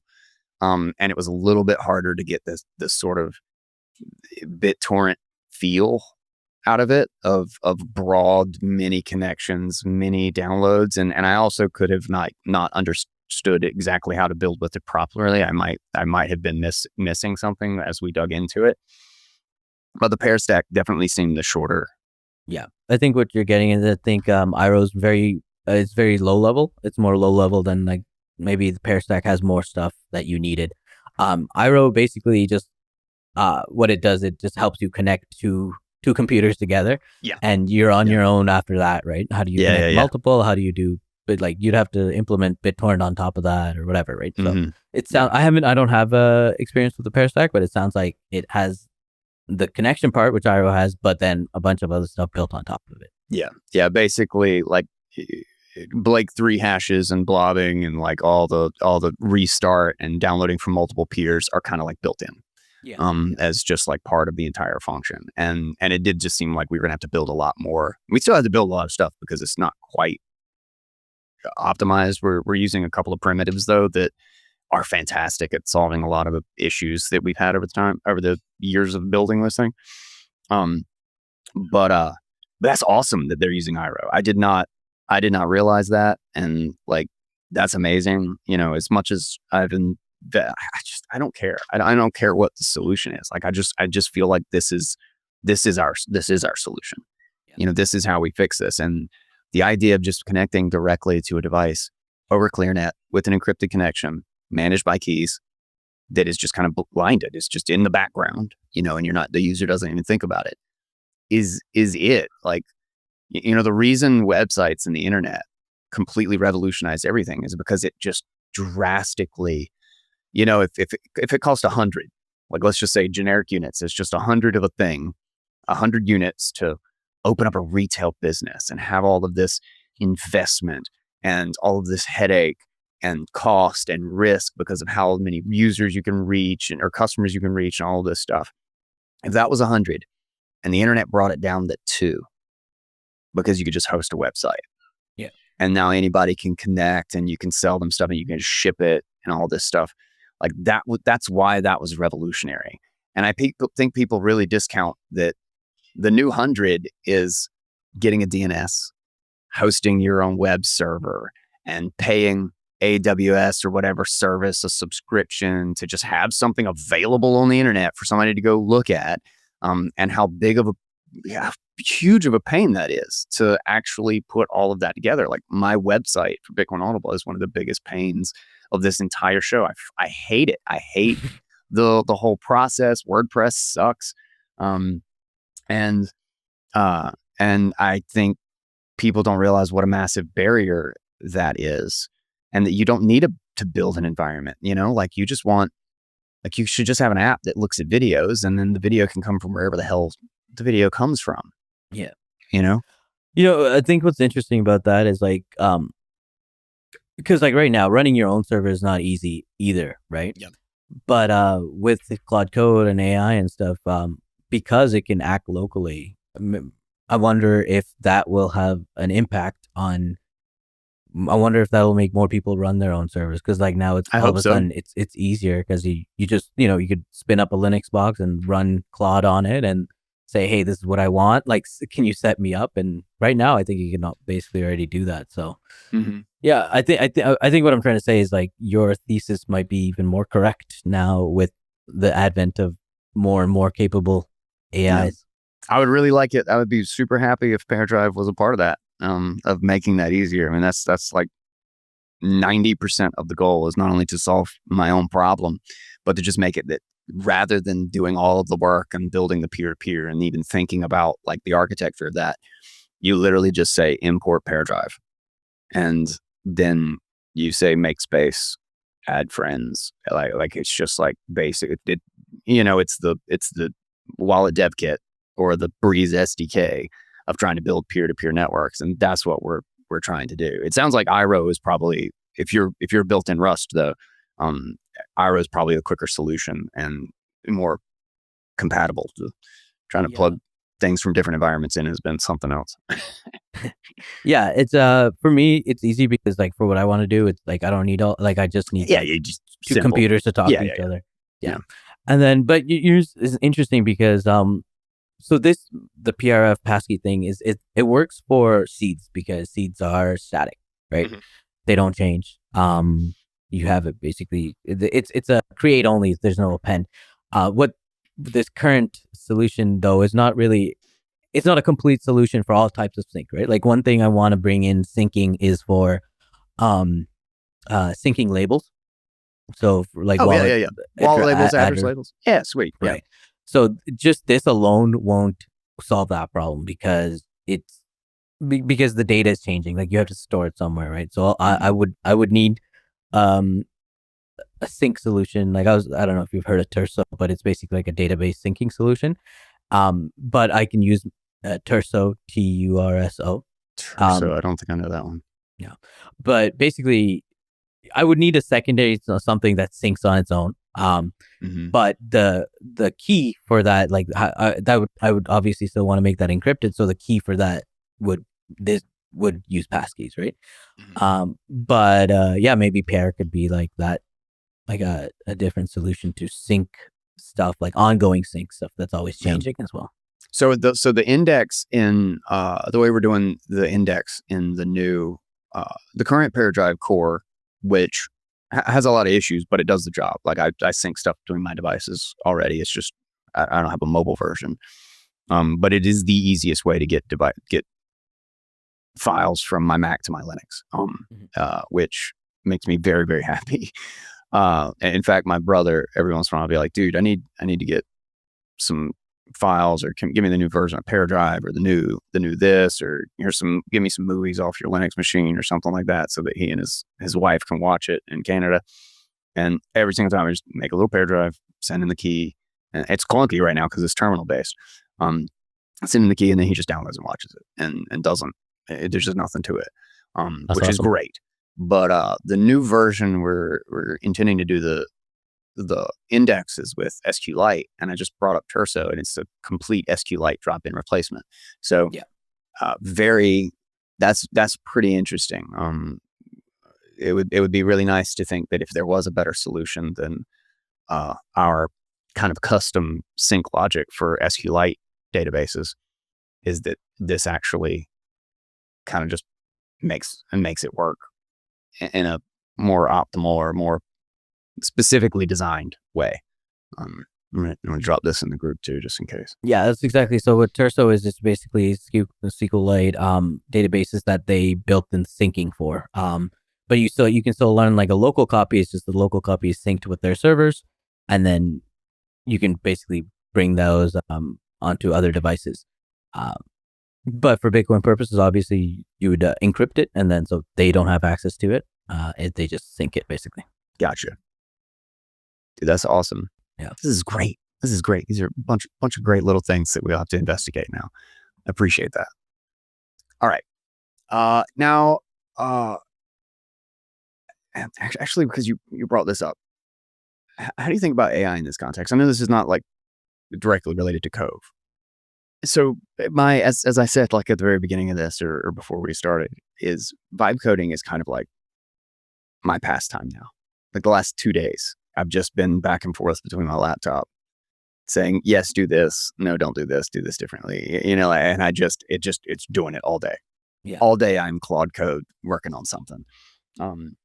And I'm curious how you think about this in the context of, like, let's say the backup framework that you made, because this is something that we think very seriously about in PairDrive. Is I wanted someone to be able to import PairDrive and then vibe code an interface on top of it, and just using its API, and then not have to think about the security or the keys or anything like that. And they can just build an app that's just a generic app, do whatever they want. No infrastructure, no hosting servers, no needing a platform. Just put it out there, and then people can play a game together. They can watch movies together. They can chat app, whatever. Doesn't matter. Yeah. So how do you think about this in the context of AI? Because I think you're absolutely right. That we've entered a really, really interesting space where people can just start building shit like crazy. And I kind of feel like this is going to be, not only is this going to be the vibe coding era, but this is going to be kind of the framework, the SDK era as well, where everything is about building like a strong foundation that doesn't need to rely on vibe coding, because vibe coding has its problems too. So that vibe coders have all of the tools they need to just run and build a million things with it very, very quickly. And I'm curious how you think about Cove and the framework that you have for the backup in the context of that. Yeah. So vibe coding in general, I've really been loving AI, using it a lot. Opus 4.5 is amazing. It's amazing. Yeah. So I've been like just fun vibe coding random websites. I made bip110.org, fully vibe coded. Oh, hey. Okay. Right. I didn't look at it at all. But obviously for stuff like Cove and like, security stuff, you're not going to want to vibe code anything, obviously. Yeah. Yeah, for sure.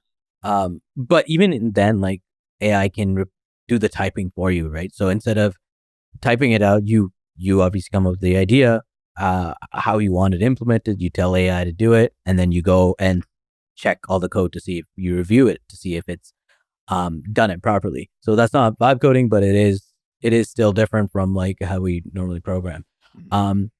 As you're talking about SDKs and stuff, I don't know if you've seen the videos by Nick Slaney for Money Dev Kit. He really seems to be thinking about this in that way, because like all his videos are basically like, here's how to use Replit or Claude or Cursor or whatever to use Money Dev Kit. So it seems like that's awesome. Yeah, he's really nailed in the docs, and he's put in a lot of work to make his website and his docs like really usable by AI, so that when someone points an AI to it, it does it right the first time. Mm-hmm. So I think for Money Dev Kit, that makes complete sense, because Money Dev Kit handles all the security, all that kind of stuff, and then the AI just needs to hook into it. But I think the way you're thinking about it is exactly how he thinks about it. Just go on his Twitter, the Money Dev Kit Twitter, watch some videos. Like I know they put in it seems like they put in a lot of effort to make sure it works really well with Replit, for example. Mm-hmm. Yeah, so yeah, I can see more stuff like that where SDKs are purposely built to be easy to be vibe coded with. Um, but it's just like not really relevant to Cove or this spec because it's not really an SDK. It's more like a high level. Like this is how I'm thinking about It's it. just, Like yeah. yeah, like this is the general architecture. Like it would if let's security review this and then let's like really make it really strong, like bulletproof, and then everybody can use it kind of deal. Um, uh, out of curiosity, is Cove open source? Yeah, fully open source, Okay, MIT license. It's on GitHub. sweet. If you go to covebitcoinwallet.com, Yeah, just went um, there. View on yeah, GitHub. I just saw it. Yeah. hmm Okay, sweet.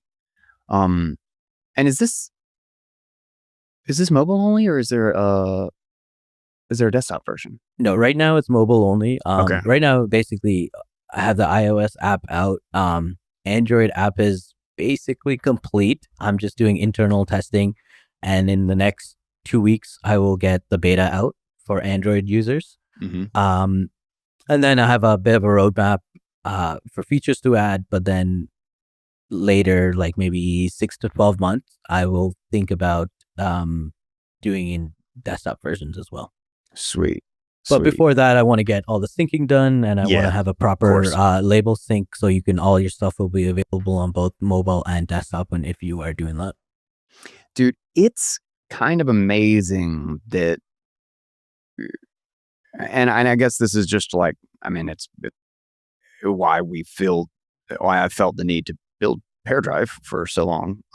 But it's still amazing to me that the syncing problem just hasn't been solved without like giant platforms. Part of the solution is, figure out how to use the giant platforms with as little risk to the giant platforms or little dependency on them as possible.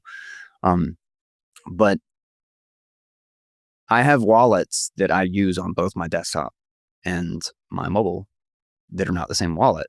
They're the same tool, but they have completely different keys because like getting them to securely talk to each other and be in like the same wallet space is really hard. It'll be interesting to see like when you get to the point with Cove, because that would just be so freaking awesome to just be able to boot that wallet up and then looking at the same balance. Yeah. I'm looking at the same, even as hardware wallet. Yeah, like whatever it is that I'm doing, it's the same wallet. When I boot up Cove from any or all of my devices, from my Android, my phone, or my MacBook, it's my Cove wallet, Yeah. Yeah. So with the iCloud seed backup, and if I actually have a desktop app, that part will be easy. The harder part will be the labels itself, because I said like and then if I have to use Terso, like it's not free, so I might have to charge like a little bit for that, the label syncing functionality. I'm thinking like $10 a year, something like that. Gotcha. But even without that, even if you're like just using the free version, your transactions will be there, just maybe not your labels. But even with the labels, we've done some work to make that easier. So right now, if you have labels in Sparrow, you can export that basically as a QR code, and then you can just go and scan that QR on Cove, and then that will bring all the labels over for that wallet. Oh, that's awesome. Yeah. So it's like, it's not automatic, it's a manual, but you can do it today. Sure. So Yeah. nice. Yeah. No, that's a big deal. And I think people also discount the ease of use for things like that.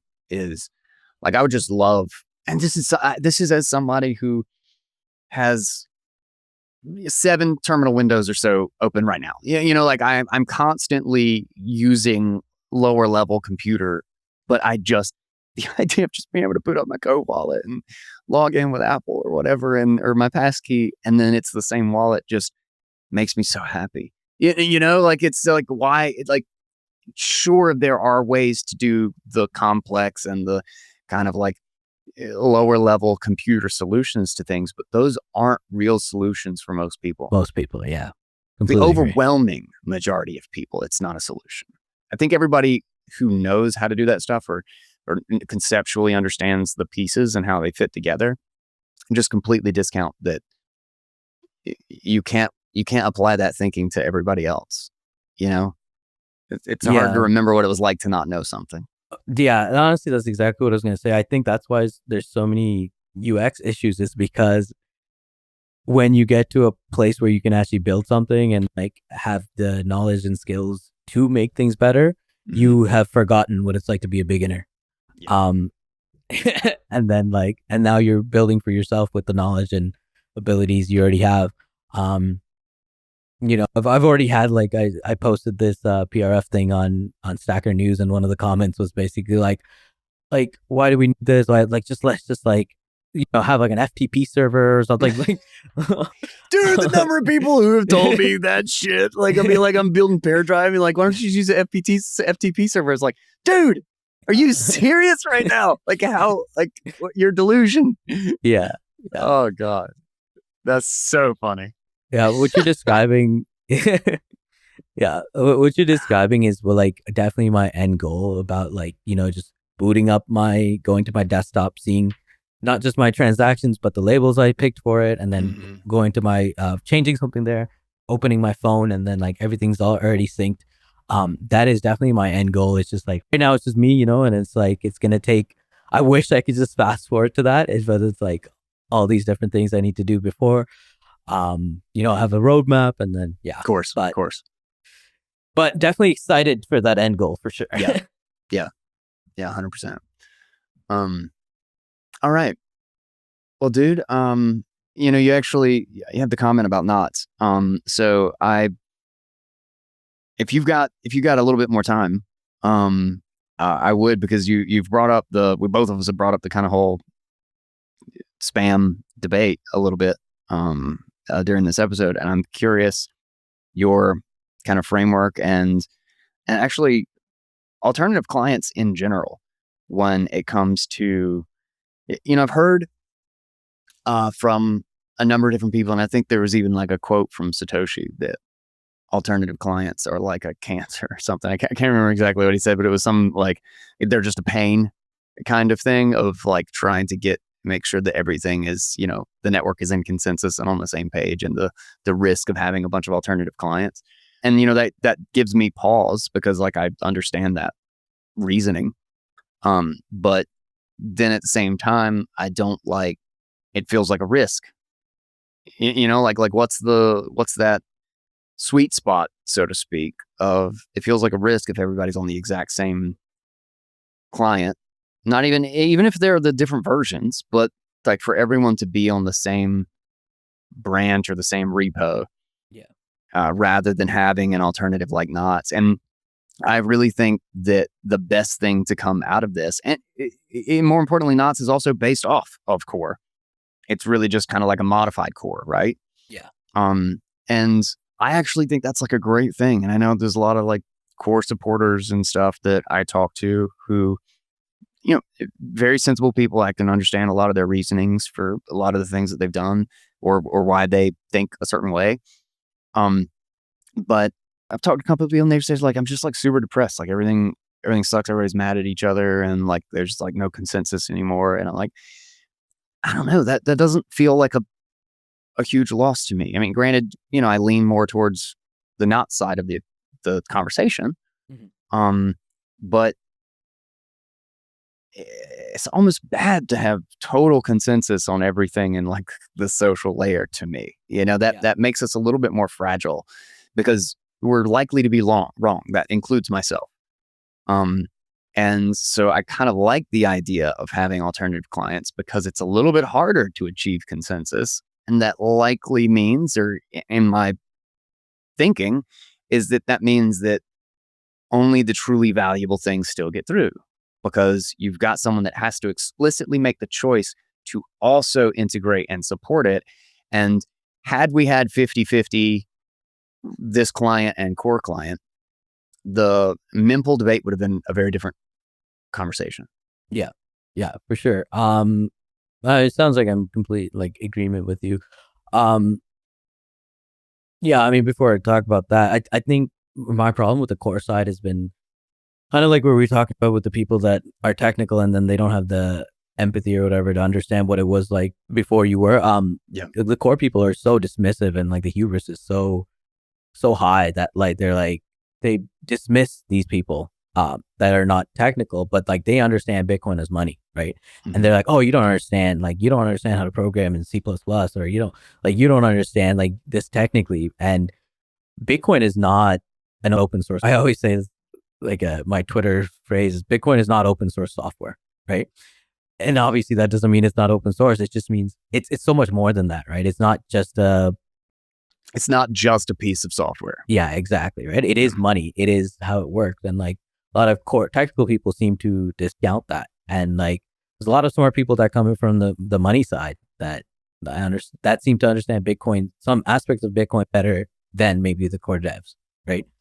And the other thing is what was true before doesn't necessarily have to be true now. So like in Satoshi's time, when Bitcoin was young and it was just getting off the ground, yeah, maybe having multiple competing clients was not a good idea because so much work needed to be done. Like so much work needed to be done to figure out what Bitcoin is, what it's going to be, right?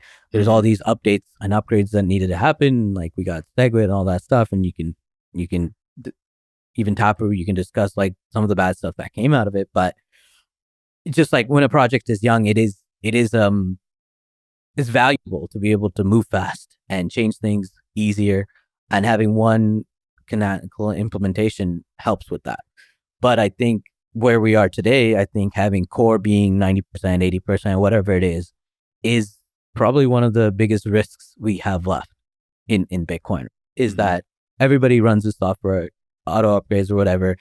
And to a lot of people, Bitcoin core is Bitcoin. And I think that is one of the last risks we have remaining. So I love Knots because of that. Yeah, and the issue with like having different implementations is like Bitcoin doesn't really have a spec. So Bitcoin core, the logic that's in there is Bitcoin for better or worse. Like even like if there's a bug or whatever, right?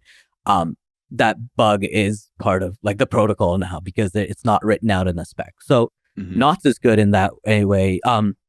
On paper, I think like libbitcoin should be like a really good thing because basically they took the consensus code out and then you could build around it, right? But Knots is doing that in a different way. In an ideal world, yeah, I think like we have all these competing implementations that have the same consensus layer. The consensus code is the same, but like they have different all the different like mempool policies and everything else that's different. And then like when I go and install my Bitcoin client, maybe I go to Bitcoin Core, but you go to Knots or other person goes somewhere else. I think that's a very healthy and good for where we are in Bitcoin today. Yeah. One of the justifications for the direction that Core took with mempool policy is there's lots of discussions about like Bitcoin being efficient. And like the mempool needs to mirror exactly what is likely to end up in the next block. And that always seemed a little bit off to me. And I'm fine with, I maybe should go a lot deeper on this or whatever. But I'll also admit that like, when it comes up, it's not really talked about any deeper. It's just like, this is more efficient because, you have your fee estimation is going to be off, and that seems like a super frivolous thing. Like anybody who hates Knots users gives a crap if they like pay 2 sats per VByte instead of 3 or something. Yeah. Like nobody gives a shit about that, and you can't guess what the next. It's a bad prediction system anyway because nobody can predict what's going to happen in the next 3 minutes on the network.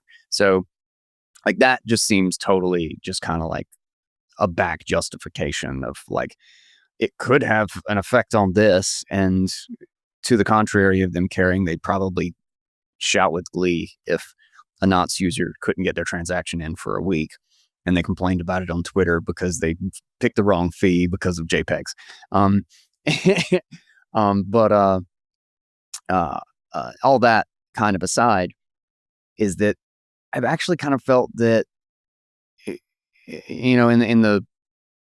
on the flip side of like, oh, we should have the default of blocking non-monetary transactions in the mempool. there is another argument that like it just shouldn't be. Not every client. There's a benefit for not every client treating it the same way because it's not even a consent. It's not a consensus layer. You know, there might be better way. There should be competition in how we think about what a mempool is and like what to do with forwarding transactions, and that layer is not really about efficiency more than it is about censorship resistance and robustness. You know, like what are the values and how do you make sure that there isn't what's the word like kind of one universal mechanism for deciding what does and does not get into the chain, so to speak, and that everybody's running the exact same thing for bugs, for censorship resistance. I mean, like they're just any number of reasons is that it seems like there ought to be a variety. And if a standard forms, it would be because that standard is simply better than everything else. You know, USB is an open platform or whatever, and everybody picks it because it just ends up, everything coalesces that way. But we don't arrive at that because you're just only allowed to run USB. It's because it's the optimal, it's the lowest common denominator of like make it work. And so everybody adopts it because it's the best of all the trade-offs, so to speak. So I don't know. That's a long way of saying like I've never felt that the efficiency argument was very good, and I don't hear many more arguments as to why everybody should have the exact same mempool and whatever policy we decide is what the whole network should decide. And there's some sort of huge problem if 20% of the network decides something different. I agree. I think it's bullshit. Like it's just bullshit. It's a bullshit argument. I think that's the other problem I have with core. They have so many like bullshit arguments. There is no the mempool, right? There's nothing. Don't mince your words here, Praveen. Tell me how you really think about it, though. Seriously. Yeah, but like I said, I have no problem being harsh when it's deserved. There's no the mempool, right? Everybody has their own mempool. Like there's no guarantee that like the miners will use a mempool anything like yours, right? It's a false sense of I don't know, consensus. Like it's not a consensus layer. It's just different mempools. Miners are able to do theirs, like whatever they want. Fee estimation is just that. It's an estimation and it's always wrong. Right? So yeah, I don't buy that at all. Yeah. So are you actually a supporter of Bit 110? I mean, you made bit110.org. Do you see that as like an optimal solution, or is it just kind of like one thing that you're interested in or looking at? Like what was your motivation and thoughts there? My motivation was basically people were saying, you know, we want a easier way to understand the BIP. So I thought, okay, why not, right? And I don't know, BIP 110. My biggest thing with that was the up return. I've gone into it a lot in different places, but I think it like that increase in the up return size, I think could be an existential risk in that, like, I think it increases legal risk for node runners, and that's not a good thing. So I like that BIP 110 would reduce that. There doesn't seem to be too much consensus forming yet. I don't know if I agree with all of the things in BIP 110. To me, the most important thing is like, let's just limit up return, like to what we had before, or even if it's a bit more, like I don't want to be able to put images in op return. I think that Portland Huddle had one interesting one with like where you limit all the script sizes to 546 or something. Yeah, so, and I think BIP 110 could still evolve. I'm not sure what the current status is. I know people were saying, oh, it takes funds, but I don't even know if that's true. It seems like once it came out, the mempool guys like made some transactions specifically designed to be caught by BIP 110 to like make a point. And I know they fixed some stuff so that like it would only be going forward, so like any transactions made before activation wouldn't affect it. So I think overall, I think I am for it. I don't know. I have to look into it more just because like at first I was like, okay, there's some good ideas, some bad ideas. I don't know what the current state is, but I'm directionally for it at least. Directionally. Gotcha. Yeah. Gotcha. Yeah, I'm still on the fence, and I've had a little bit of back and forth with Mechanic and Steve about this on the roundtable. I'm still on the fence as to whether or not it justifies the soft fork. I'm not like, I don't like that there is like, I understand, and also I'm very sympathetic to the idea that it increases legal risk for nodes. And I do think that is not something to just outright dismiss. But I don't think it's a massive additional risk to basically the JPEGs and the bullshit that we have on it now, hidden in like, script pub keys and stuff. Despite the fact that like, I do think it's different. I don't think it's just so simple as that, like, oh, this is already on chain, so it doesn't matter if we put it on chain a whole lot more in a more obvious way. I think that does matter. And that's not, you can't just like hand wave that away.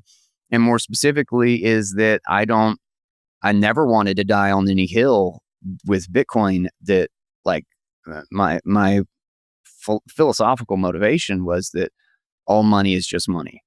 Like money cannot commit a crime, like people commit crimes and people do bad things, but the ability to control the world around them, to control their money, to try to stop them or whatever, I thought was just, it's just like you either stop the person, you either go and you actually legally prosecute, or you go through the checks and balances in the system, is as bad or as stupid or as good as that system is, or you don't. You can't go around it and basically, execute someone through the systems that they use without actually, needing any of those checks and balances, whether they're good or bad. Basically extra legal judge, jury, and executioner, right? And so I was always ready to die on the hill of like, money is money. All transactions are a transaction. Every UTXO is a UTXO. But it was never about one byte is always one byte. Yeah. It's one Bitcoin is one Bitcoin. And if you're not using it for Bitcoin, I feel no qualms or issues whatsoever of being like, somebody just pushed a dick butt through my node, and I'm just not going to pass it on. That just seems totally obvious to me that it's an exploit of making something that isn't a transaction look like a transaction to trick me into using it. Yeah. Or to placing it somewhere. And it's like, that's so obvious. Like, that's so blatantly obvious that this is simply, like, in the simplest and objective sense of what this is, that's what it is.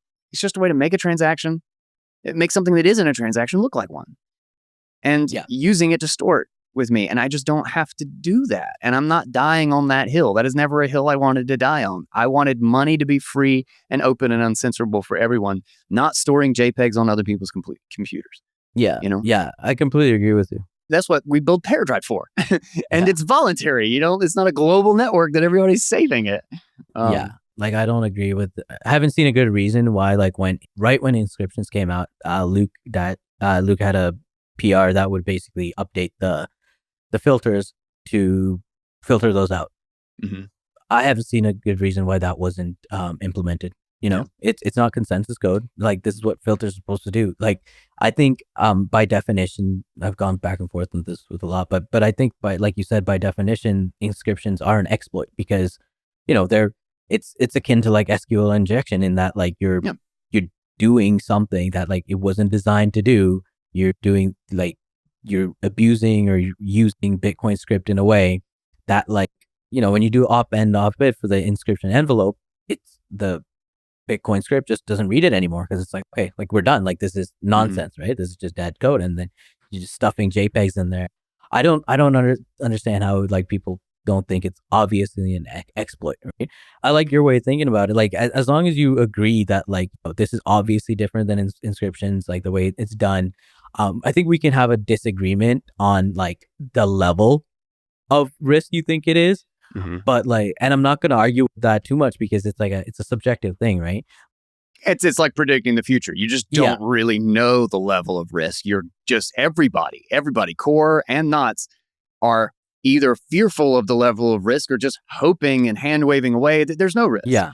And I don't think either one of those is totally true. It's probably somewhere in the middle, but literally nobody knows. But we've opened ourselves up to it, even though nobody knows. Yeah, exactly. That's my problem. But what gets me fired up and angry is like on the core side when they, it's not that they're not arguing, oh, what level of risk. They're like, it's the same as the inscription. It's like, the level is the same. It's like, it's obviously not. There's like, it's very fair to say that is not the same. Yeah, exactly. And it's like an unknown. It's an unknown.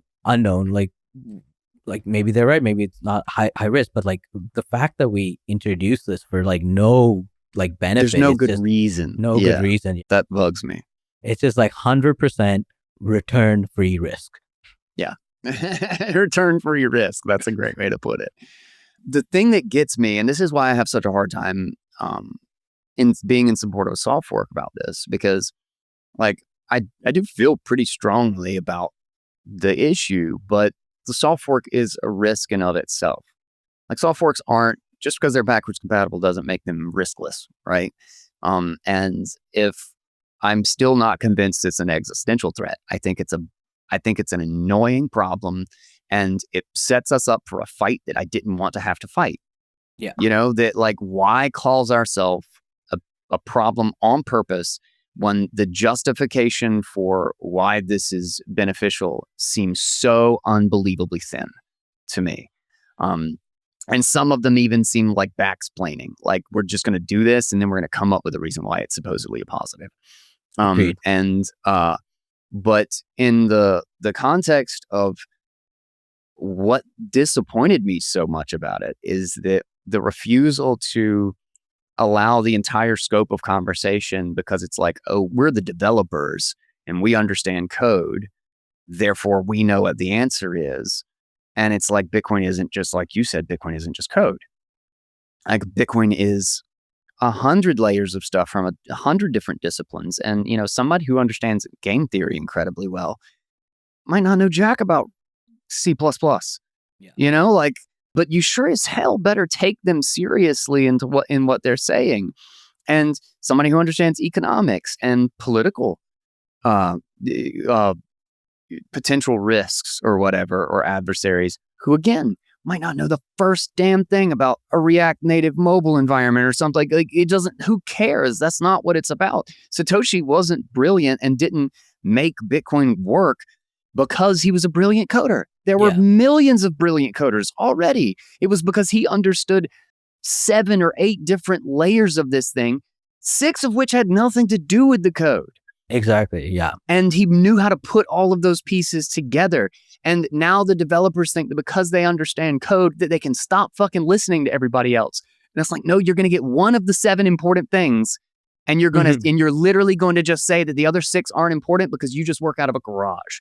And it's like, bitch, people have fundamentally, like the people who know things, who really interact with the world and understand risks and problems and work with their hands, are going to be able to contribute something. And the fact that you just outright dismissed it, and we had the perfect solution, because it wasn't a total solution. It was a small marginal cost. And importantly, it was proportional. It was proportional to the problem. Mempool policy is a perfect proportion solution to the problem of JPEGs.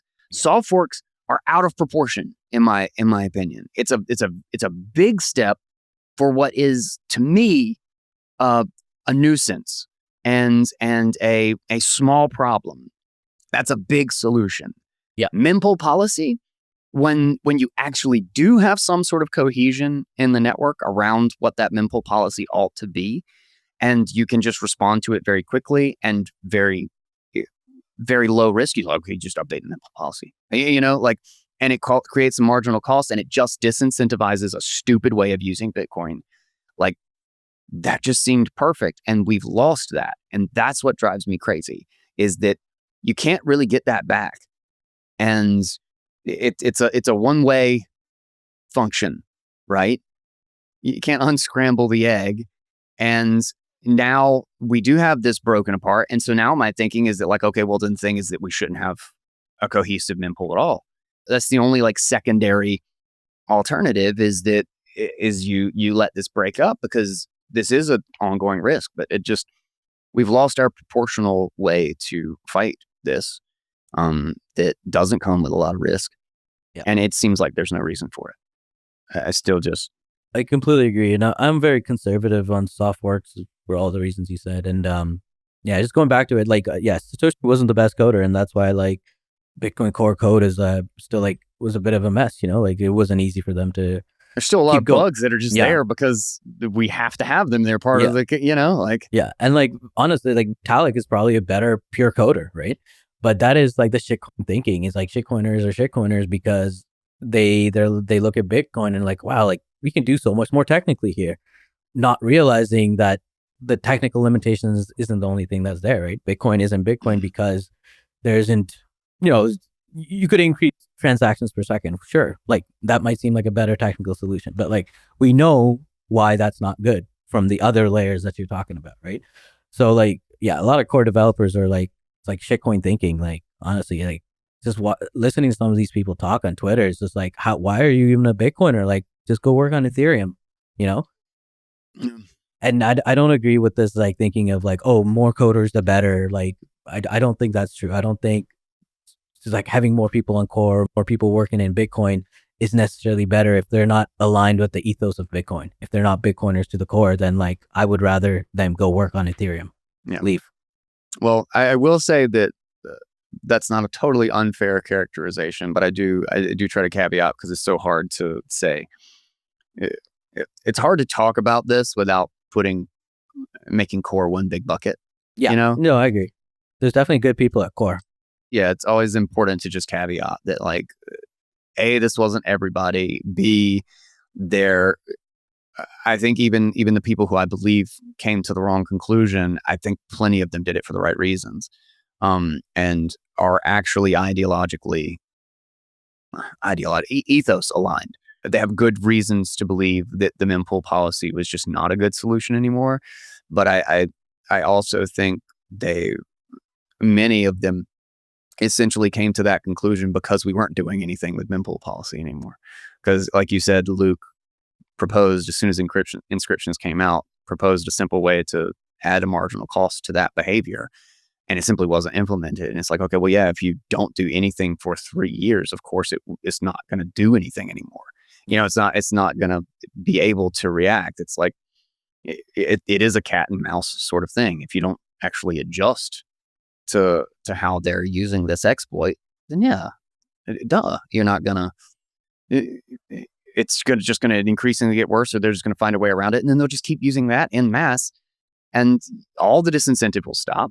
Like if they actually had to, like, let's say there were just three mempool policy updates that attacked their ongoing methods in a very simple, just like, we're just not going to spread this around the node network anymore. Yeah. And like how quick, like that may literally have stopped the majority of it. Yeah. The majority of it, because now they're having to just constantly change gears and rebuild their software. And of course they're going to say, it's like, it's totally easy. We can just do this and we can just use this method. It's like, well, yeah, we can also just do this and just make a pain for your new method. But how many users are going to keep doing that? Like going to the new thing because suddenly they can't see their JPEG, or like the connection doesn't work anymore. And now they have to completely update their software, or pull your seed into this new thing. It just like it doesn't square to me that, there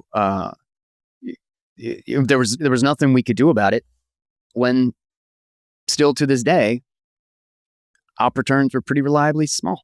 Yeah. Yeah. For the sake of technical argument, they always discount the human element of these changes. Yeah, technically they could get around it, but like you're saying, like they discount the human element, like the human action part of it. Like, would they do that though? Like how long do they keep up with it? Yeah. And even looking at past evidence, like there's posts by Vitalik basically saying like, I don't feel welcome in Bitcoin because they're not changing the op return limit. So I'm going to go to Ethereum. And I think that's a win, right? Yeah. If these inscription spammers went to Bitcoin Cash, SV, Ethereum, whatever, I think that if we updated these filters on time and showed them that this is not what Bitcoin is, you're not welcome here, I think that would have been an outcome, could have been an outcome. They would have gone somewhere else and that would have been an absolute 100% victory. Yeah. And again, we're predicting a future that didn't exist, so we have the benefit of hindsight of like, oh, if this policy hadn't happened, it all would have worked. But I think there's decent evidence that argument is not absurd. That's not an unreasonable position.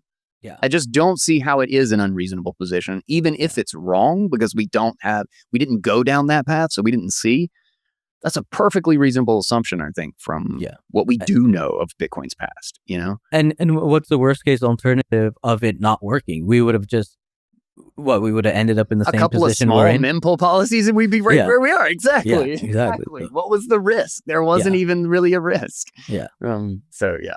Anyway. When the reward, the potential payoff would have been much higher. So yeah. And maybe instead of almost half the UTXO set being bullshit, it would have been like 10%. Yeah, and I could have kept running Raspberry Pi nodes without needing like a NVMe SSDs and all this stuff. I will say, Lawrence, actually, put me on I don't have a Raspberry Pi node at all anyway, anymore. But so I wouldn't even know whether you could or couldn't. But Lawrence did a bunch of testing. Like one of the things he does is just go through tons of different devices and do the IBD. And as he said, I haven't done it in a long time, but I don't see why he would just make shit up.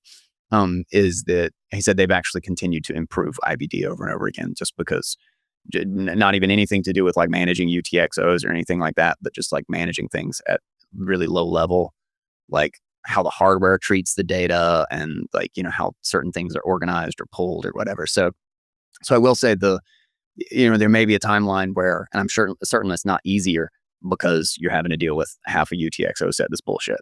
But it does seem like that's still on the table, and the only real thing is storage still to this day. So that's good. That's good. Yeah. They should keep improving it, but it's still much harder than it was to do IBD than it was before inscriptions, before these optimizations. Yeah. So. Obviously in the exception of that, like those optimizations would just been that much better. Yeah. Exactly. Yeah. Yeah. Right. Like basically last time I tried to sync a Raspberry Pi with just like an SSD, it just did not work. Like over USB 3.0, it was taking like 5 days. I've heard that if you have a Raspberry Pi 5 with an NVMe SSD, like the faster ones, that will work better.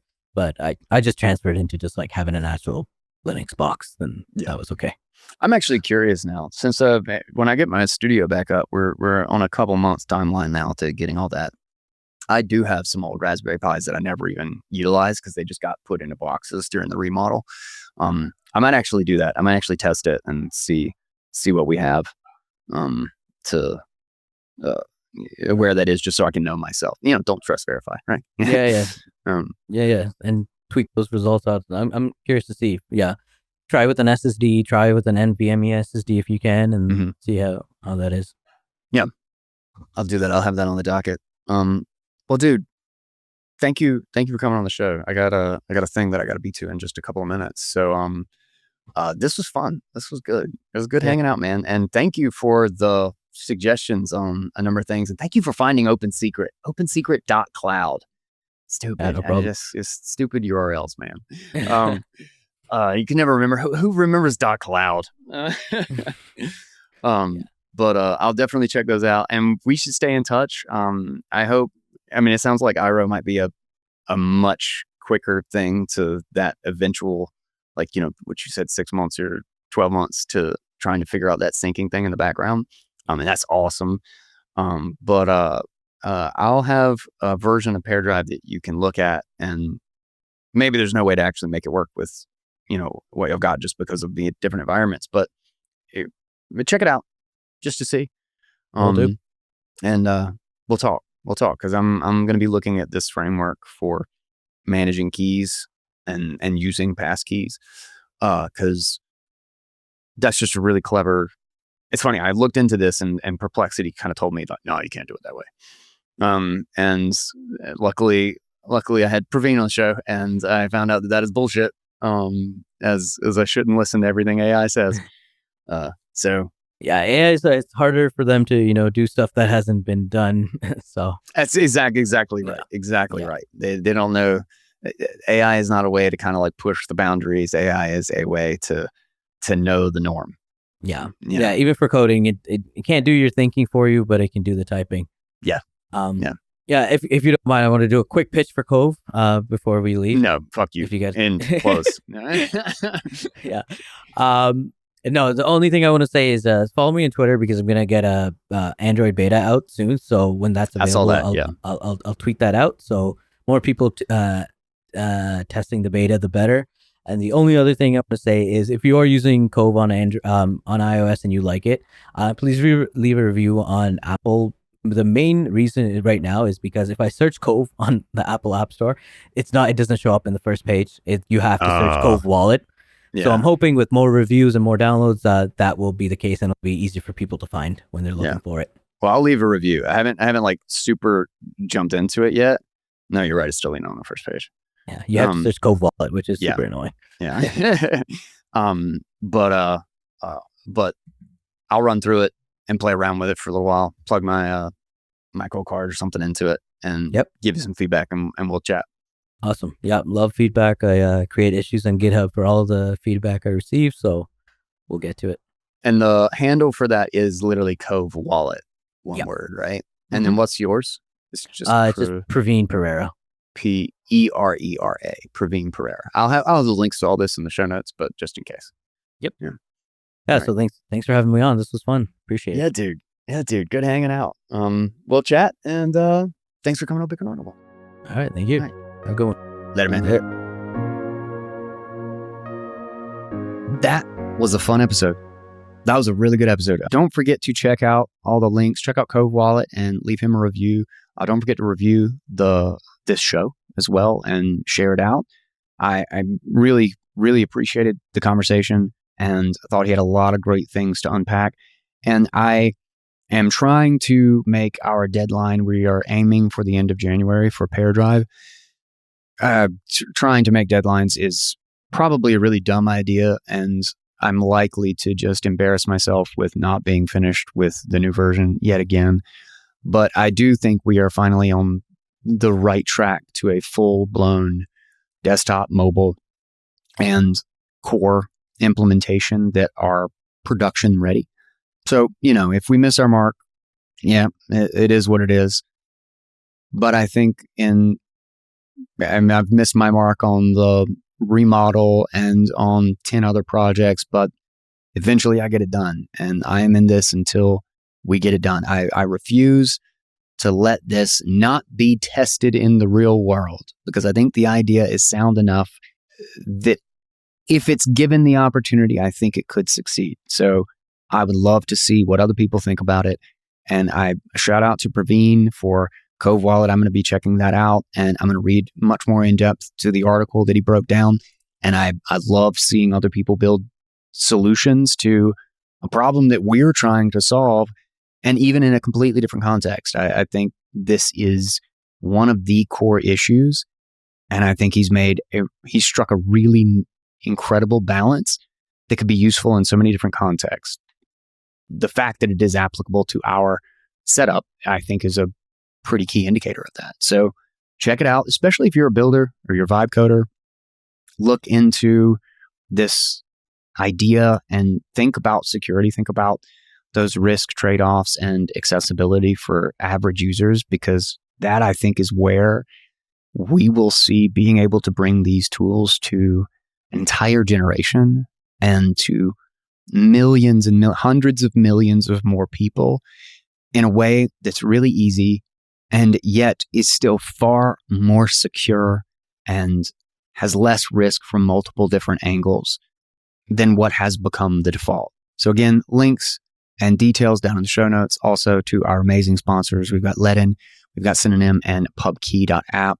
Then we've got Get Chroma for light health. I actually just bought a couple of things for my wife on Christmas. Very happy about it. Which, by the way, there's a 10% discount. Again, don't forget about discount codes. And then lastly, the HRF. They also have the Oslo Freedom Forum they are doing this year, which will be in June 1st to 3rd of this year. Tickets, I believe, are already on sale. I will have the link down in the show notes. And with that, thank you guys. Don't forget to share us out. Don't forget to subscribe and tell everybody you actually care about to listen to Bitcoin Audible. I will catch you on the next episode of this show. I'm Guy Swan, and that is our 2 cents.